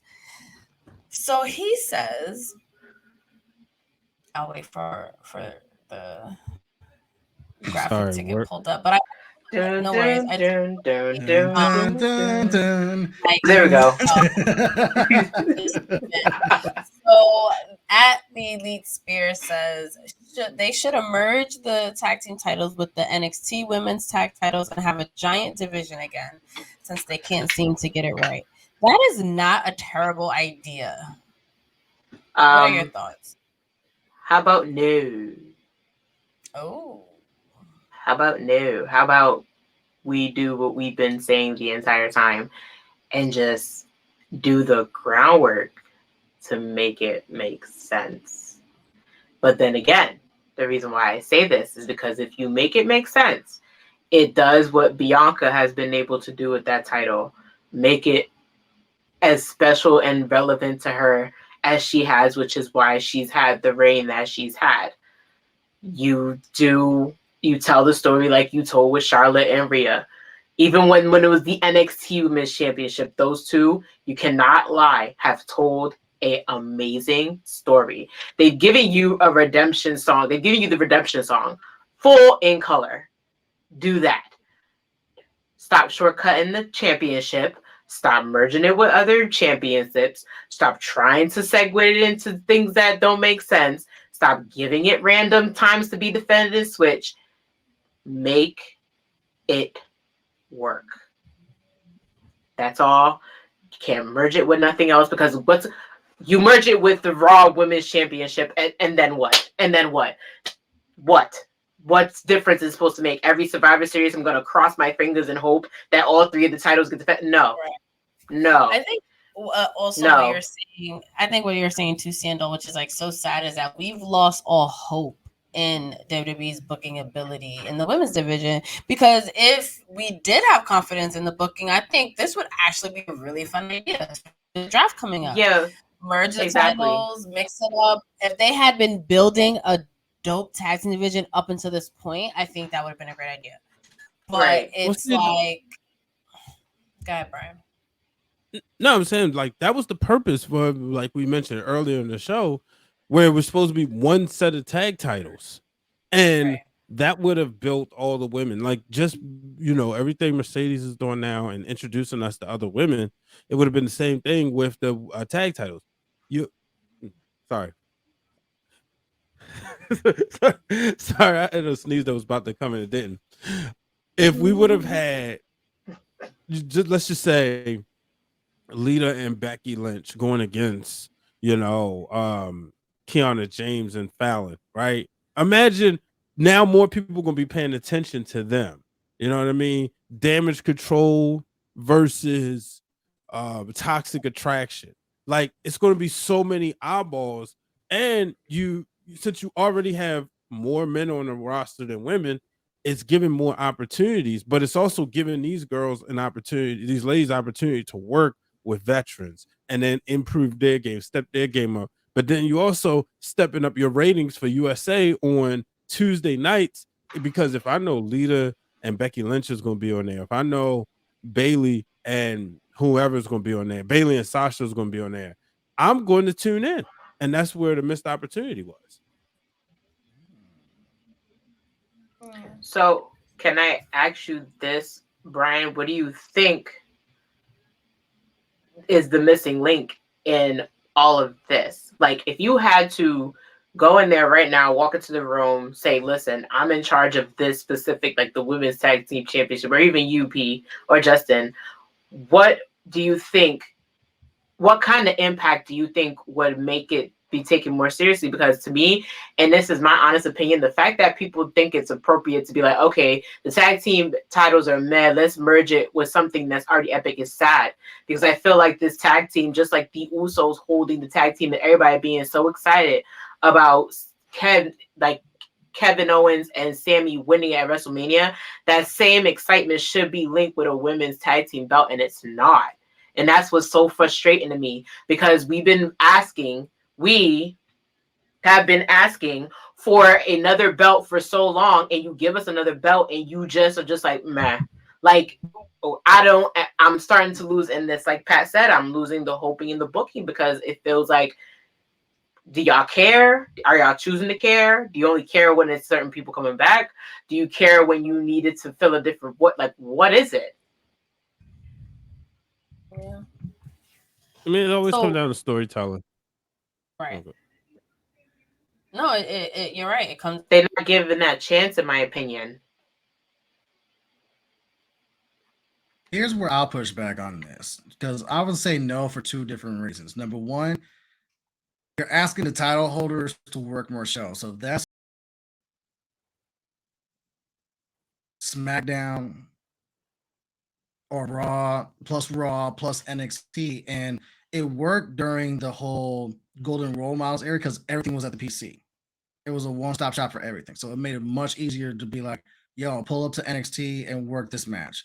Versus you're traveling, you're flying, and then like now you need to go pivot and go to Florida to go work NXT and stuff like that. That's asking a lot for your main roster tag teams because that's going to add more wear and tear or chance for injury and stuff like that. Like it worked for New Day when they became the tag team champions in NXT because they were just on SmackDown. But if it was the Usos where it's like you're asking them to do all three, it's like, dude, when are we supposed to sleep? Because we're just booked and then we got to do live shows on top of that too. Like that's 6 days a week. And then the second reason I would say no is because NXT is in a great place right now where they're kind of going back to developing their talent and cultivating their talent and having them pop up on the main roster here and there where no one really is introduced to them wouldn't really help them. You know what I'm saying? It's like you finally figured out we're moving away from black and gold for good. We're not going to treat this like it's the indies. We got to develop the talent. We got to develop the next Roman, the next Sasha, the next Becky, the next Bailey. We got to develop them. Or we got these women's tag team titles. We got to develop new tag teams. That's how you get Katie and Katana and Toxic Attraction and stuff like that. So when they come up to the main roster, not only are they ready, we're familiar with them. It's like NXT's in a good place right now. I don't want to disturb that. Yeah. No, I see what you're saying. Have you lost hope in those tag team championships being built, Brian? No, I think it's just going to be a matter of time with the right champions. I'm going to give hope to Liv Morgan and Raquel Rodriguez. I think that, Liv is a star. She's a top gal. We cannot kid ourselves. She put in that work over this past year, whether people liked it or not. She put her body on the line in matches with Ronda Rousey. I mean, she got entertaining matches out of Ronda Rousey, which I think, I know it's easy to get on Ronda, but I think she's put on better work this year than she did in the past. And I credit a lot of that to Liv. Like, you wanted to see what happened. So I think now with Liv going, she's going to be doing like red carpets and stuff. Again, the same way Becky Lynch and Lita was carrying the titles at WrestleMania, the same way you'll see it with Liv Morgan. I know it seems like, and I know it hates to be a prop, but I think with her passion that she's going to have a voice and she's going to be a driving force to really put those titles and make them matter. And people really fuck with Liv. They do. They love her. She's a really good baby face. So I'm glad that I guess all hope isn't lost, and I'm glad that this conversation wasn't like overly negative about those championships, because it is exciting that the women have this secondary championship to go for, and it is exciting to have hope, when the title changes hands, and to be like, okay, maybe these will be the ones that'll take us to that next level. I know a lot of other people, said Naomi and Sasha were the last ones to make it feel relevant and all that. So let's be like Brian and have hope and see what Liv Morgan and Raquel can do. I'll see it. Well, let's see. We got why. Okay, last thing I'm gonna say about this, it's not that I don't disagree with Brian. I actually agree with Brian. I have this hope.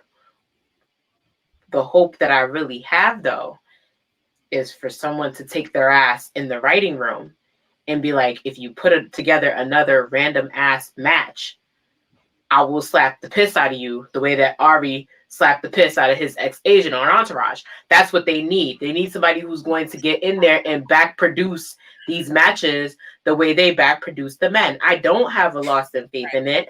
I just don't think it's being done respectfully. And I even say it is being done right. Respectfully. It's not being done respectfully. It's not. And it needs to just be done respectfully. That's all that I'm really hoping for.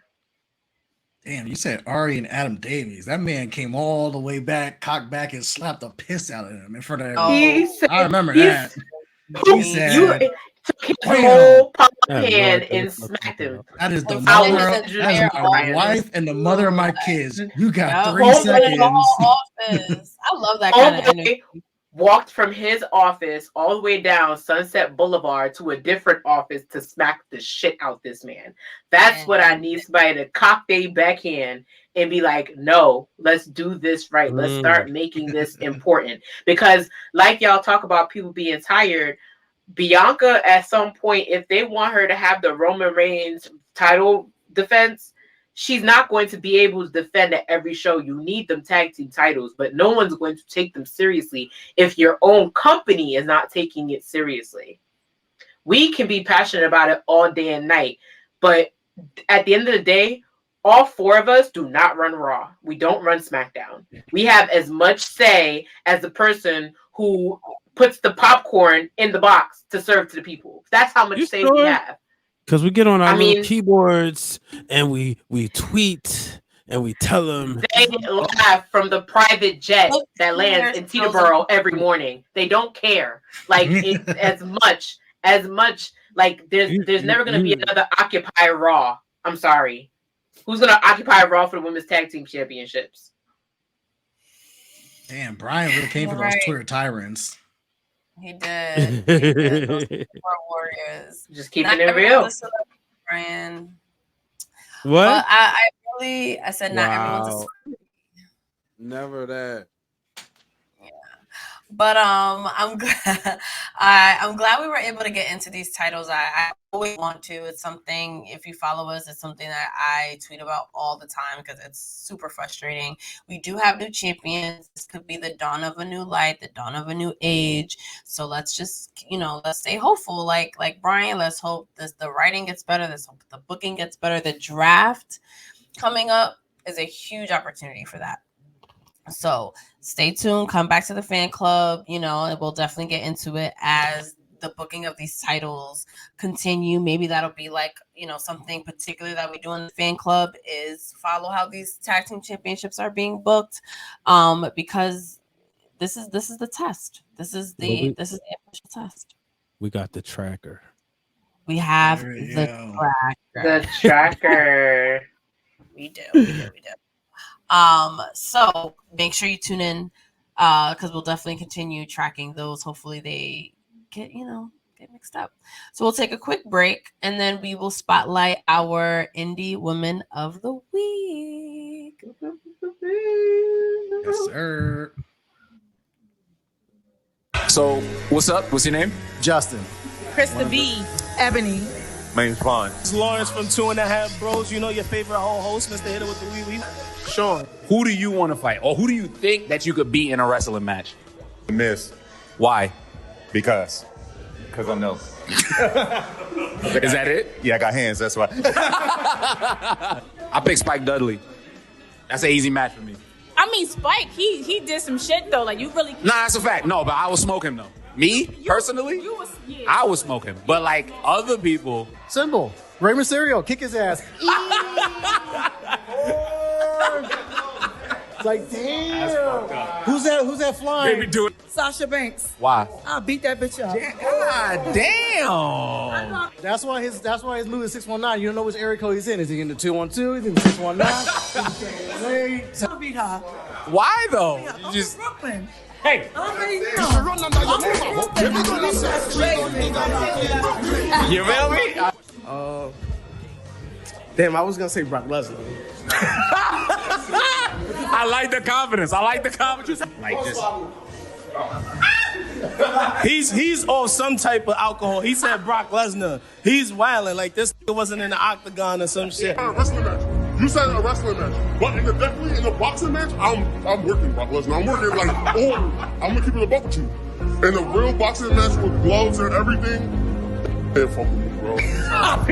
Hey. I'm taking Zack Ryder. I'm going easy. Easy W. He's from Long Island. I'm in Brooklyn, son. What's up? That's it. Yeah. The person I feel like that I could probably take on and beat in a match is definitely Emma. Emma came back. She did her thing, but I could take her. Okay. Tell the people all your information for. Make sure that you guys follow those wrestling girls everywhere: Twitter, IG, Facebook. Join our discussion group. Subscribe to our YouTube. Subscribe to our Patreon. You can follow me, Miss Krista B, MS_KRISTAB_, and on Twitter, Miss_Krista B. Yes, and sir. I'm out of here. But definitely in the boxing match, I'm working Brock Lesnar. I'm working like, oh, I'm gonna keep it a buck. I feel so bad for doing Rey Mysterio like that. Jesus. Two things. Shout out to Ebony for Pretty in Heels podcast because she was like, Sasha, I'm from Brooklyn. I'll beat her ass. And then two, I didn't realize that Lawrence had said, what did he say? Mr. Ho hit him with the 1-2. What the fuck did he say? What was in them drinks that y'all made? Everybody Everybody was on one. Shout out to every time I watch that clip, I die. So good. It's such a good clip. Every time. I can't wait, yo. You gotta come to the next Those Wrestling Girls event because you will have that kind of fun there. It's always a good time. So that's our friend Sean, and happy belated birthday, Sean. He was gone. But you know what the funny part is that he said that so easily. Like he was just like, oh. Yeah.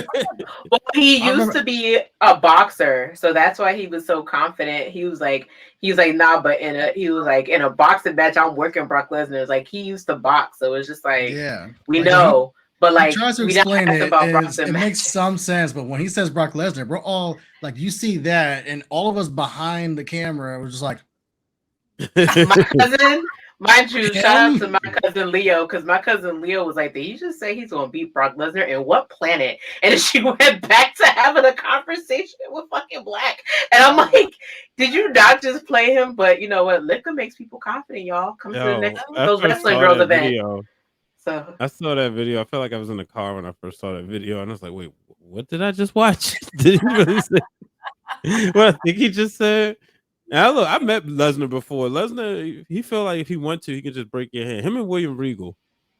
No, Brock Lesnar. If you ever see him walk past you, like if you stepped to him, he he could literally just take his fist and just mush you out the way, like you don't even exist, like you in his peripheral view, and it's just boxing match, tennis Brock match. is just built different. Anything. You just see him, and you're just like. Yo, you gotta be built different. You just wear that type of ponytail, and he had the WrestleMania braid. Who gonna say something to him? He makes Roman look kind of smallish, and Roman's not small at all.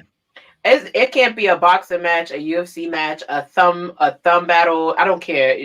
I'm good. She said thumb battle. I'll take this L with respect and dignity. I'll beat Brock in Uno. That's literally the only thing I'll beat Brock at. Scared to even beat him in Uno, like yo, you got it. Even then, we'll I'll be play, afraid. we'll play over the phone. We'll play over the phone. Draw 4, bitch. What'd you say? You say Uno. He flipping that fucking table. He flipping you. He flipping the chairs. He flipping the deck that was shuffled. You gonna pick up more cards and be like, oh, I didn't say anything. It's like, oh, you want to stack? I'll show you stacking. And I'm like, oh god, I don't have my affairs in order. Did I build a trust? What are we doing here? Hey man, do you still have his number? Help me out. I don't have my affairs in order. Here's a question for the club. Who would you rather face, Brock Lesnar or Mike Tyson? In their prime. Tyson. Because Tyson will knock me out and I'm done. Brock can wrestle. So he's like, I'll do a million different things to fuck you up. Yeah. Like, I want no parts. Like Mike liked to dance in the ring. If you look at old school footage of Mike Tyson, he liked to dance tussler. Who Brock Lesnar dancing with? Not my black ass. No, when he had that ponytail. Oh, the boy. I'm good. Anyone that volunteers to go into a UFC octagon and throw hands, I want no fucking parts of. Those people are built different. 100%. And they're like, well, I know how to whoop your ass at 17. Look what happened to CM Punk. CM Punk tried UFC and he got humbled quick. Like, Bro, you could train for Very months, and Very then you got guys that are built for this. You got guys He like got Khabib trained that's just like, Ruthless I Sport. train He with got trained. bears. He got trained by the same person who trained Paige Van Sant her first run, and he still lost. That does not show you that shit ain't for the birds. It's not for the birds. It's not for the And pigeons. It's not for the seagulls. It's not for anybody. happening on Guess who's Dynamite. back? And Paige, it wasn't even the best Oh. because look at Amanda Nunes, look at Rhonda, look at Holly Holm, built Wait, different. someone came back on AEW. Who is it? CM Punk? Jeff Hardy. What? Yep. Brother Nero. Oh my And he's wearing I the knew you'd police come. Back in AEW. I should have known. Oh when my Matt- God, look at him. When Matt said, "I'm What- good," what a Jeff fresh never wrestles dye. again. That should have been the big giveaway. What a fresh die. Don't He you see? did- he the did say that this writing morning. on the wall, writing on the wall. He looks good. Good for He do. fucking Jeff. I pray that they take his time with him because he deserves a happy tail ending. Like all his not for nothing. There seems to be a omen that follows him, and I hope that omen is gone. And I hope he really gets a fair run with his brother. I hope that he respectfully retires, because I don't want him to ever be one of those wrestlers that's forced out the game because he can't handle it. He's literally And that's what they one of the try to nicest push on people him. You can meet. Like he's literally one of the I nicest believe people you it. can meet. But I Yeah, want him to have. Matt is Go cool. ahead. Like I said, Matt is cool. Jeff is like, Jeff is like, nah, thank you for coming. I appreciate you. You know, he's literally like, it's just like, man, you know, like you said, you just root for the best for him. Yeah, I'm glad he's back. One day at a time. They teach you this in AA. They teach us in counseling. They teach us in therapy. One day at a time, Jeff. For the love of fucking God. So remember, just to end off my tweet, I told my brother that I tweeted what he said about Matt Hardy and Jeff Hardy, and he was like, you see, your friends agree with me. I never will be incorrect. That song is like the Batman single. I will always run. He was like, I will always want to hear that song and start flipping my shit. And I had a coworker, and I run into these coworkers that they hear that I have those wrestling girls. And I come on here and they're like, one of the girls was like, you know, I used to have the biggest crush on Jeff Hardy. And I turned to her and I was like, me too. And it was just like this thing. And so all the coworkers are looking at us like, who the fuck is Jeff Hardy? And then one guy, he was like, I don't even watch wrestling and I know who the Hardy Boys are. You need to get your life. So I agree. The Batman signals in full effect. Welcome back, Jeff Hardy. Welcome back, Jeff Hardy. Before we close the club, we didn't choose a particular woman to spotlight this week, but I do want to spotlight 3 women this week. So the first is Janelle from HR from Jobber Tears, and Suzette, who's also a wrestling promoter. So I wanted to just give like a shout out to some of the women on the indie scene behind the scenes that are doing their thing. And then also the women of Pretty Heels that produces Black WrestleFest, which is an annual Black wrestling convention that takes place Juneteenth weekend. The second annual one is happening in a couple months. But I just want to give a shout out to, you can see Janelle and Dani there. They're longtime friends, and they're Black women who do a lot to support wrestling behind the scenes. And I want to give a shout out to them particularly because they're not out here, you know, putting it out there on social media, everything that they do for the business. They're just doing it. And without them and a lot of things that they do, I don't know where a lot of like Battle Club Pro would be without that power. Suzette, I met last year in Dallas at WrestleMania, and I was able to connect more with her this year at the press junket and of course at Wally Mania. And she's also a promoter. Brian, what promotion does she book for again? Hit Club Pro. Hit Club Pro. Club Pro. So she also does a lot. She was Krista B and I's like guardian angel on that Thursday night in Hollywood, and she has and all 3 of them have such a great attitude, Janelle, Dani, and Suzette, and they're really passionate and dedicated. So instead of honoring someone that's that works inside of the ring. I wanted to honor some women that work outside of the ring but do really impactful work. So please check out Black Wrestle Fest on Instagram, on Twitter, get more information. Battle Club Pro, as I mentioned, is a promotion based in Brooklyn, and they put on, God, I can only imagine how amazing the show was tonight. They put on their WCW annual show. The card was amazing. I can't wait to see clips and hear about it. Maybe we'll have Joe Kim or some of the people that were involved on our platform to talk about it. And then Suzette, who books Hit Club Pro, which I haven't been to a show yet, but I've heard amazing things, and I think she has a lot in store for us. So shout out to the women behind the scenes in wrestling. That is who we're spotlighting. Yeah, Suzette was a machine in Hollywood. You know, she came with Cam to the Spotify office. Next thing I know, she was like, "Yo, pose! I'm gonna get y'all working." So she got the photo of the whole Ringer crew after we had just got finished doing interviews. Got that's us what's up. working. Yeah, Wow. so that was cool. And then, like P just said, over at Wale Mania, just like behind the scenes, you know, it's funny because like on her stories, I saw videos. You clearly see me, P, and KRISTA B on stage because she was sitting there getting content, and you see us like talking, like right there, you know, doing somebody's performance. So like she was everywhere. I haven't And been I have to formally really introduced give- to her yet, but I remember crossing paths at the For the Culture event at WrestleMania Dallas when like all of us were in there, and I know she looks familiar, but it's like I didn't know who she was then. It wasn't until like after that and later on it was like, oh shit. One day I always have, we're gonna formally introduce.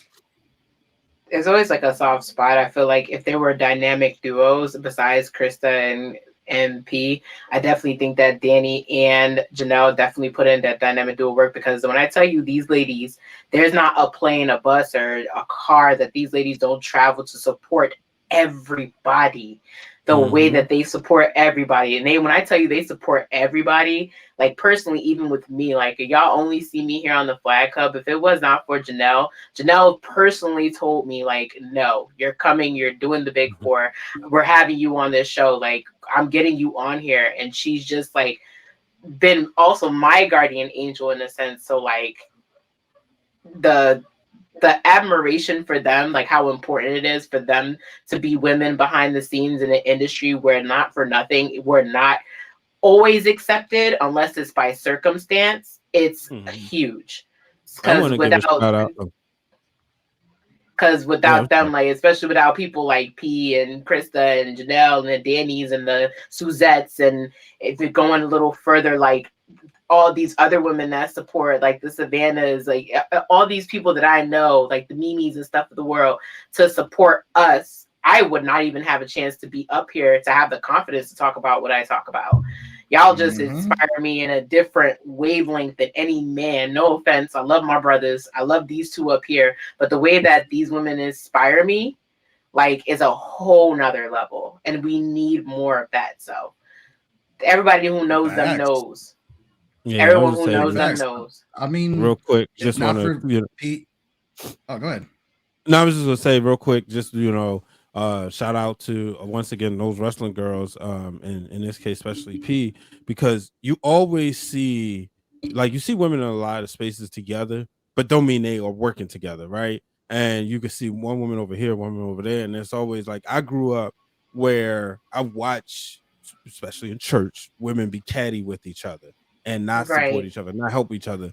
But you don't get that here. You always see that they always uplifting other women. I always make this joke with P when she was first doing Break It Down with Brian H back in 2019.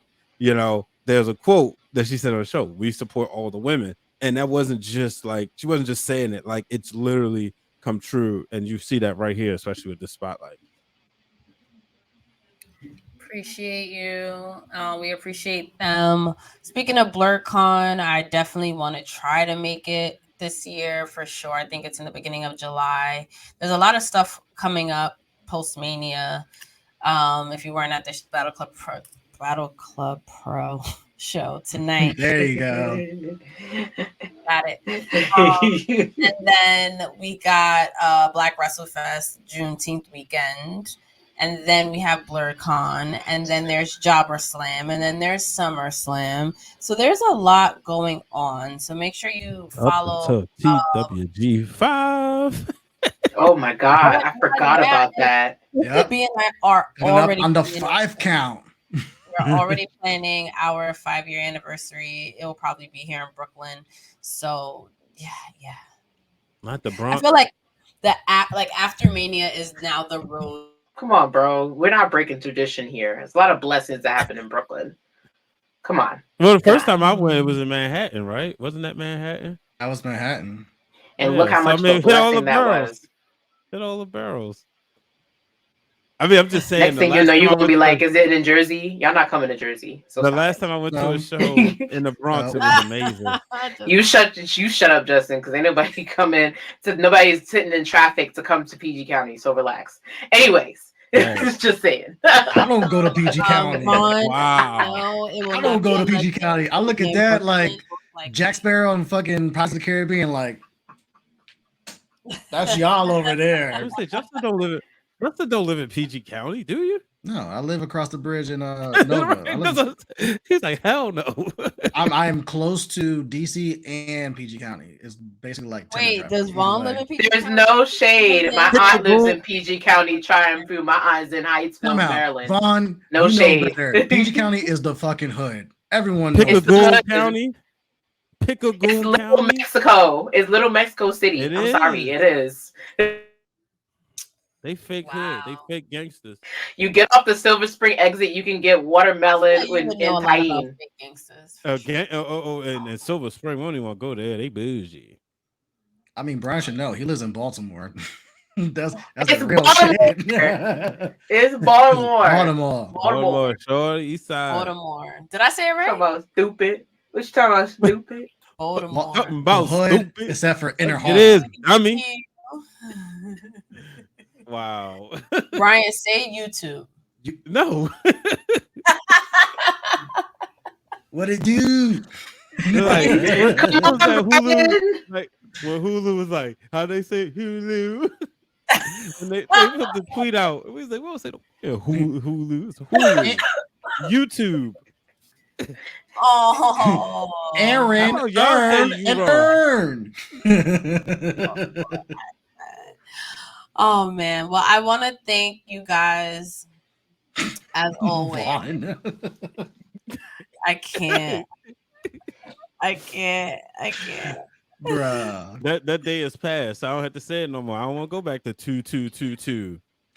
Wow. Oh my God. He did the thing. He did the thing. Good job on. And thank you to everyone who engaged with that tweet about the unpopular opinions about the WWE women's tag team championships. I want to get into more of these topics. So if there's anything in particular you want us to dive into, please let us know using the hashtag TWG fan club.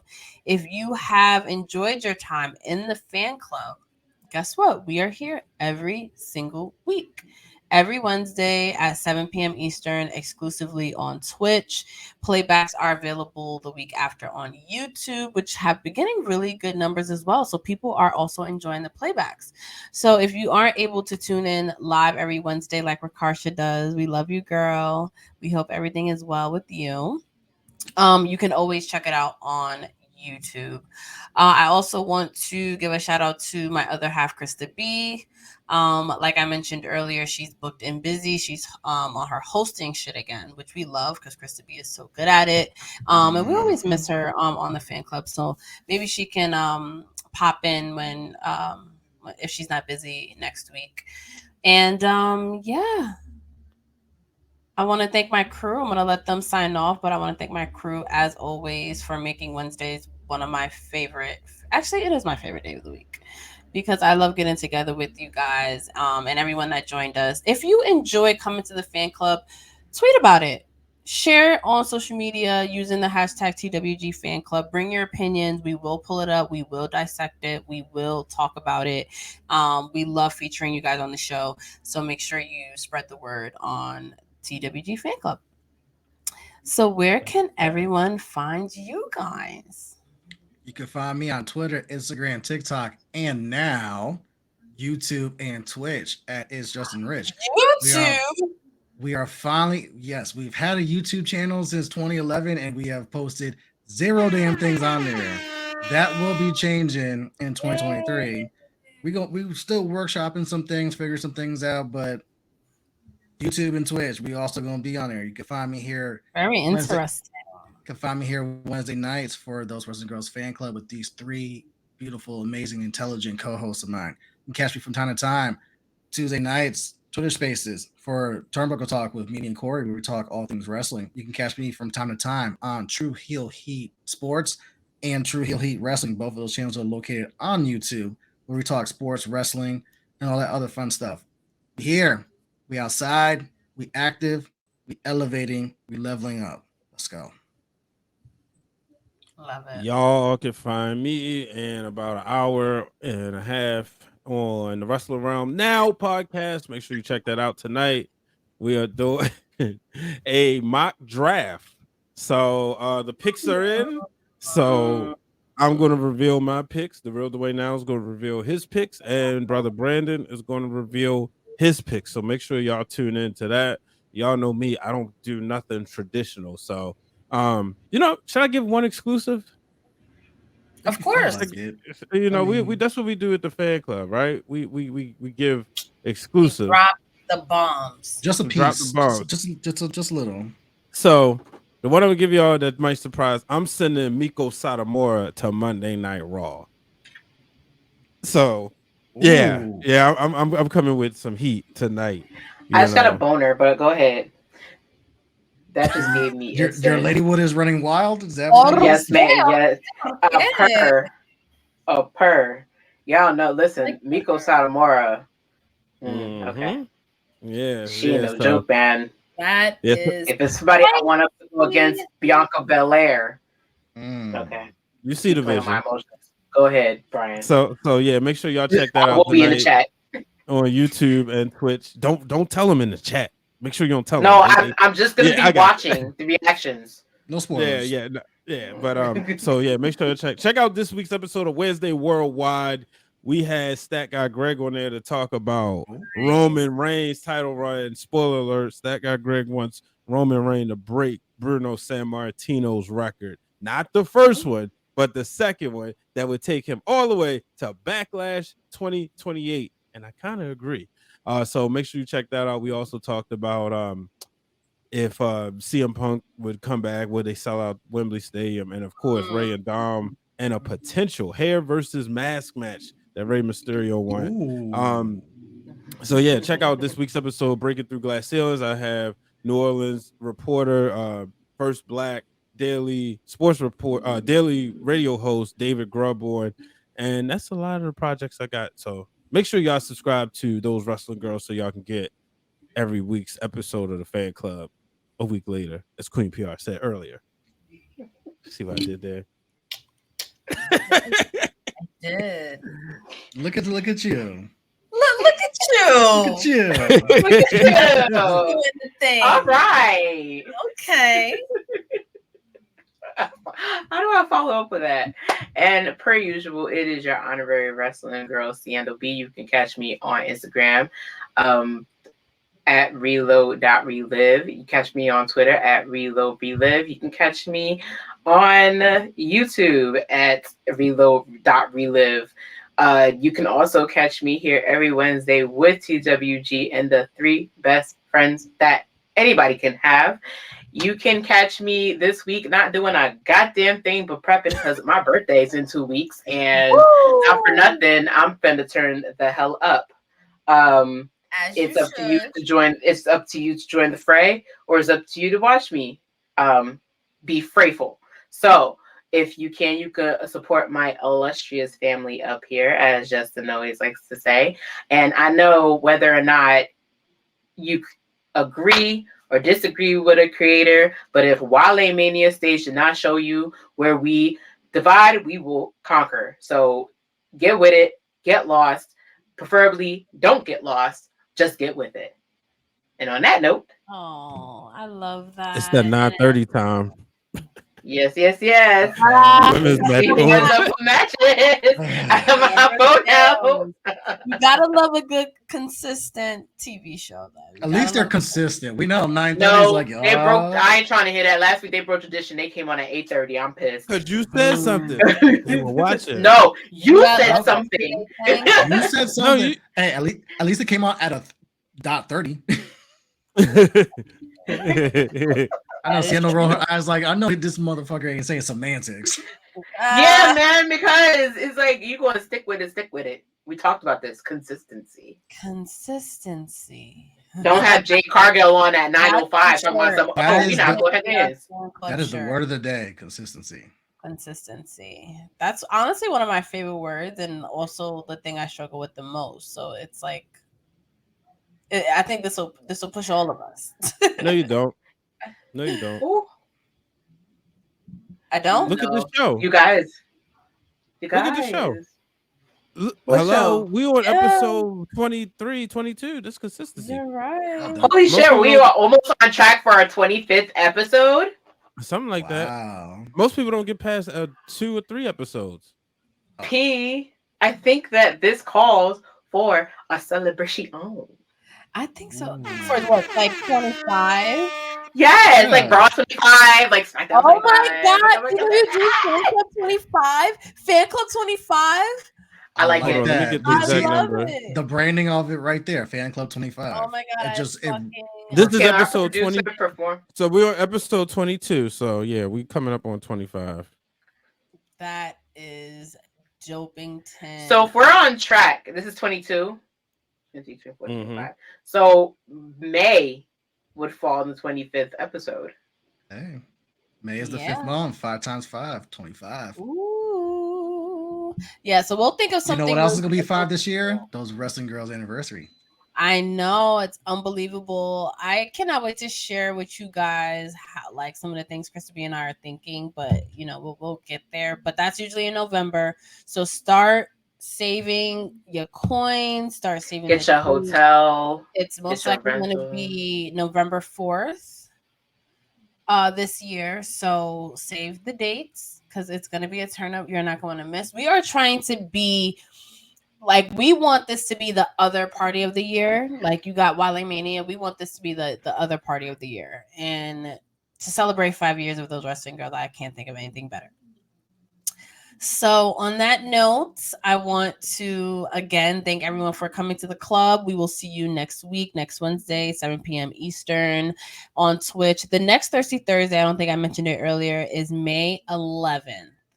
So it's going back to the second Thursday of the month. We will get together. The day before Brother Hugh's birthday. Oh. Just about to break it. You know what's interesting? If you go back to the second day, that second Thursday of the month, my birthday falls right after Thursday in July. Ooh, so that'd be 3/4 of the fan club, where it's like our birthday's falling on that week. Yeah. So what I think should happen is that should be one of your birthday parties is that Thirsty Thursday. You know, so just add that to the list. So the July one will be the 13th. I have that off. Yes. All right, cool. So make sure it's always a good time. We have that live stream coming up with Rest Things. So don't miss that. I'm really excited about that. And a lot more coming. So just pay attention to the TWG universe, our social media space, hashtag TWG fan club. Let people know that you had fun in the club and they should join the fan club too, because we have fun. Me and the crew have fun on here Don't forget the Patreon, because they got incredible content. Yeah. So many WrestleMania stuff, blogs, interviews, photos. Y'all really got to go Hollywood and meet a lot of talent. Yeah, it was insane. And it didn't even like post all of it on social media. So if you really, really want to and see everything that we were able to do in Hollywood, you definitely should subscribe to our Patreon. It's literally $1 a month. It doesn't take a lot to support what we're doing. Our goal is to have it hopefully fund a wrestling trip for Krista B and I in the future. So supporting our Patreon definitely helps the cause. So we really do appreciate that. And on that note, we will see you guys next week. Wait, can I play my favorite theme song of all time as we get off the air? I have to.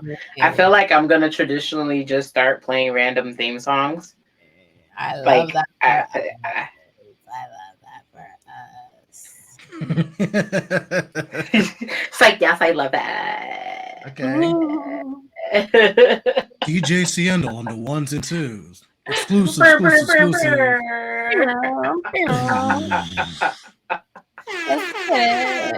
get it.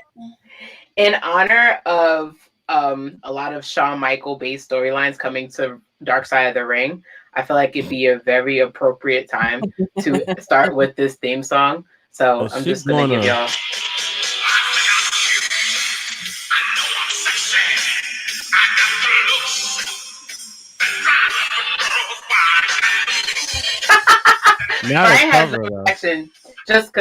Just joking. I'm not gonna really do that to y'all. I'm gonna play. I love it. I'm going to play a theme song that I think is ashamed Brian and I of you. appreciate more than anything in this world.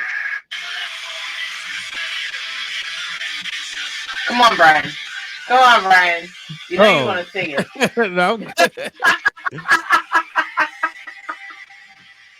I was trying to look for FTR, but they're officially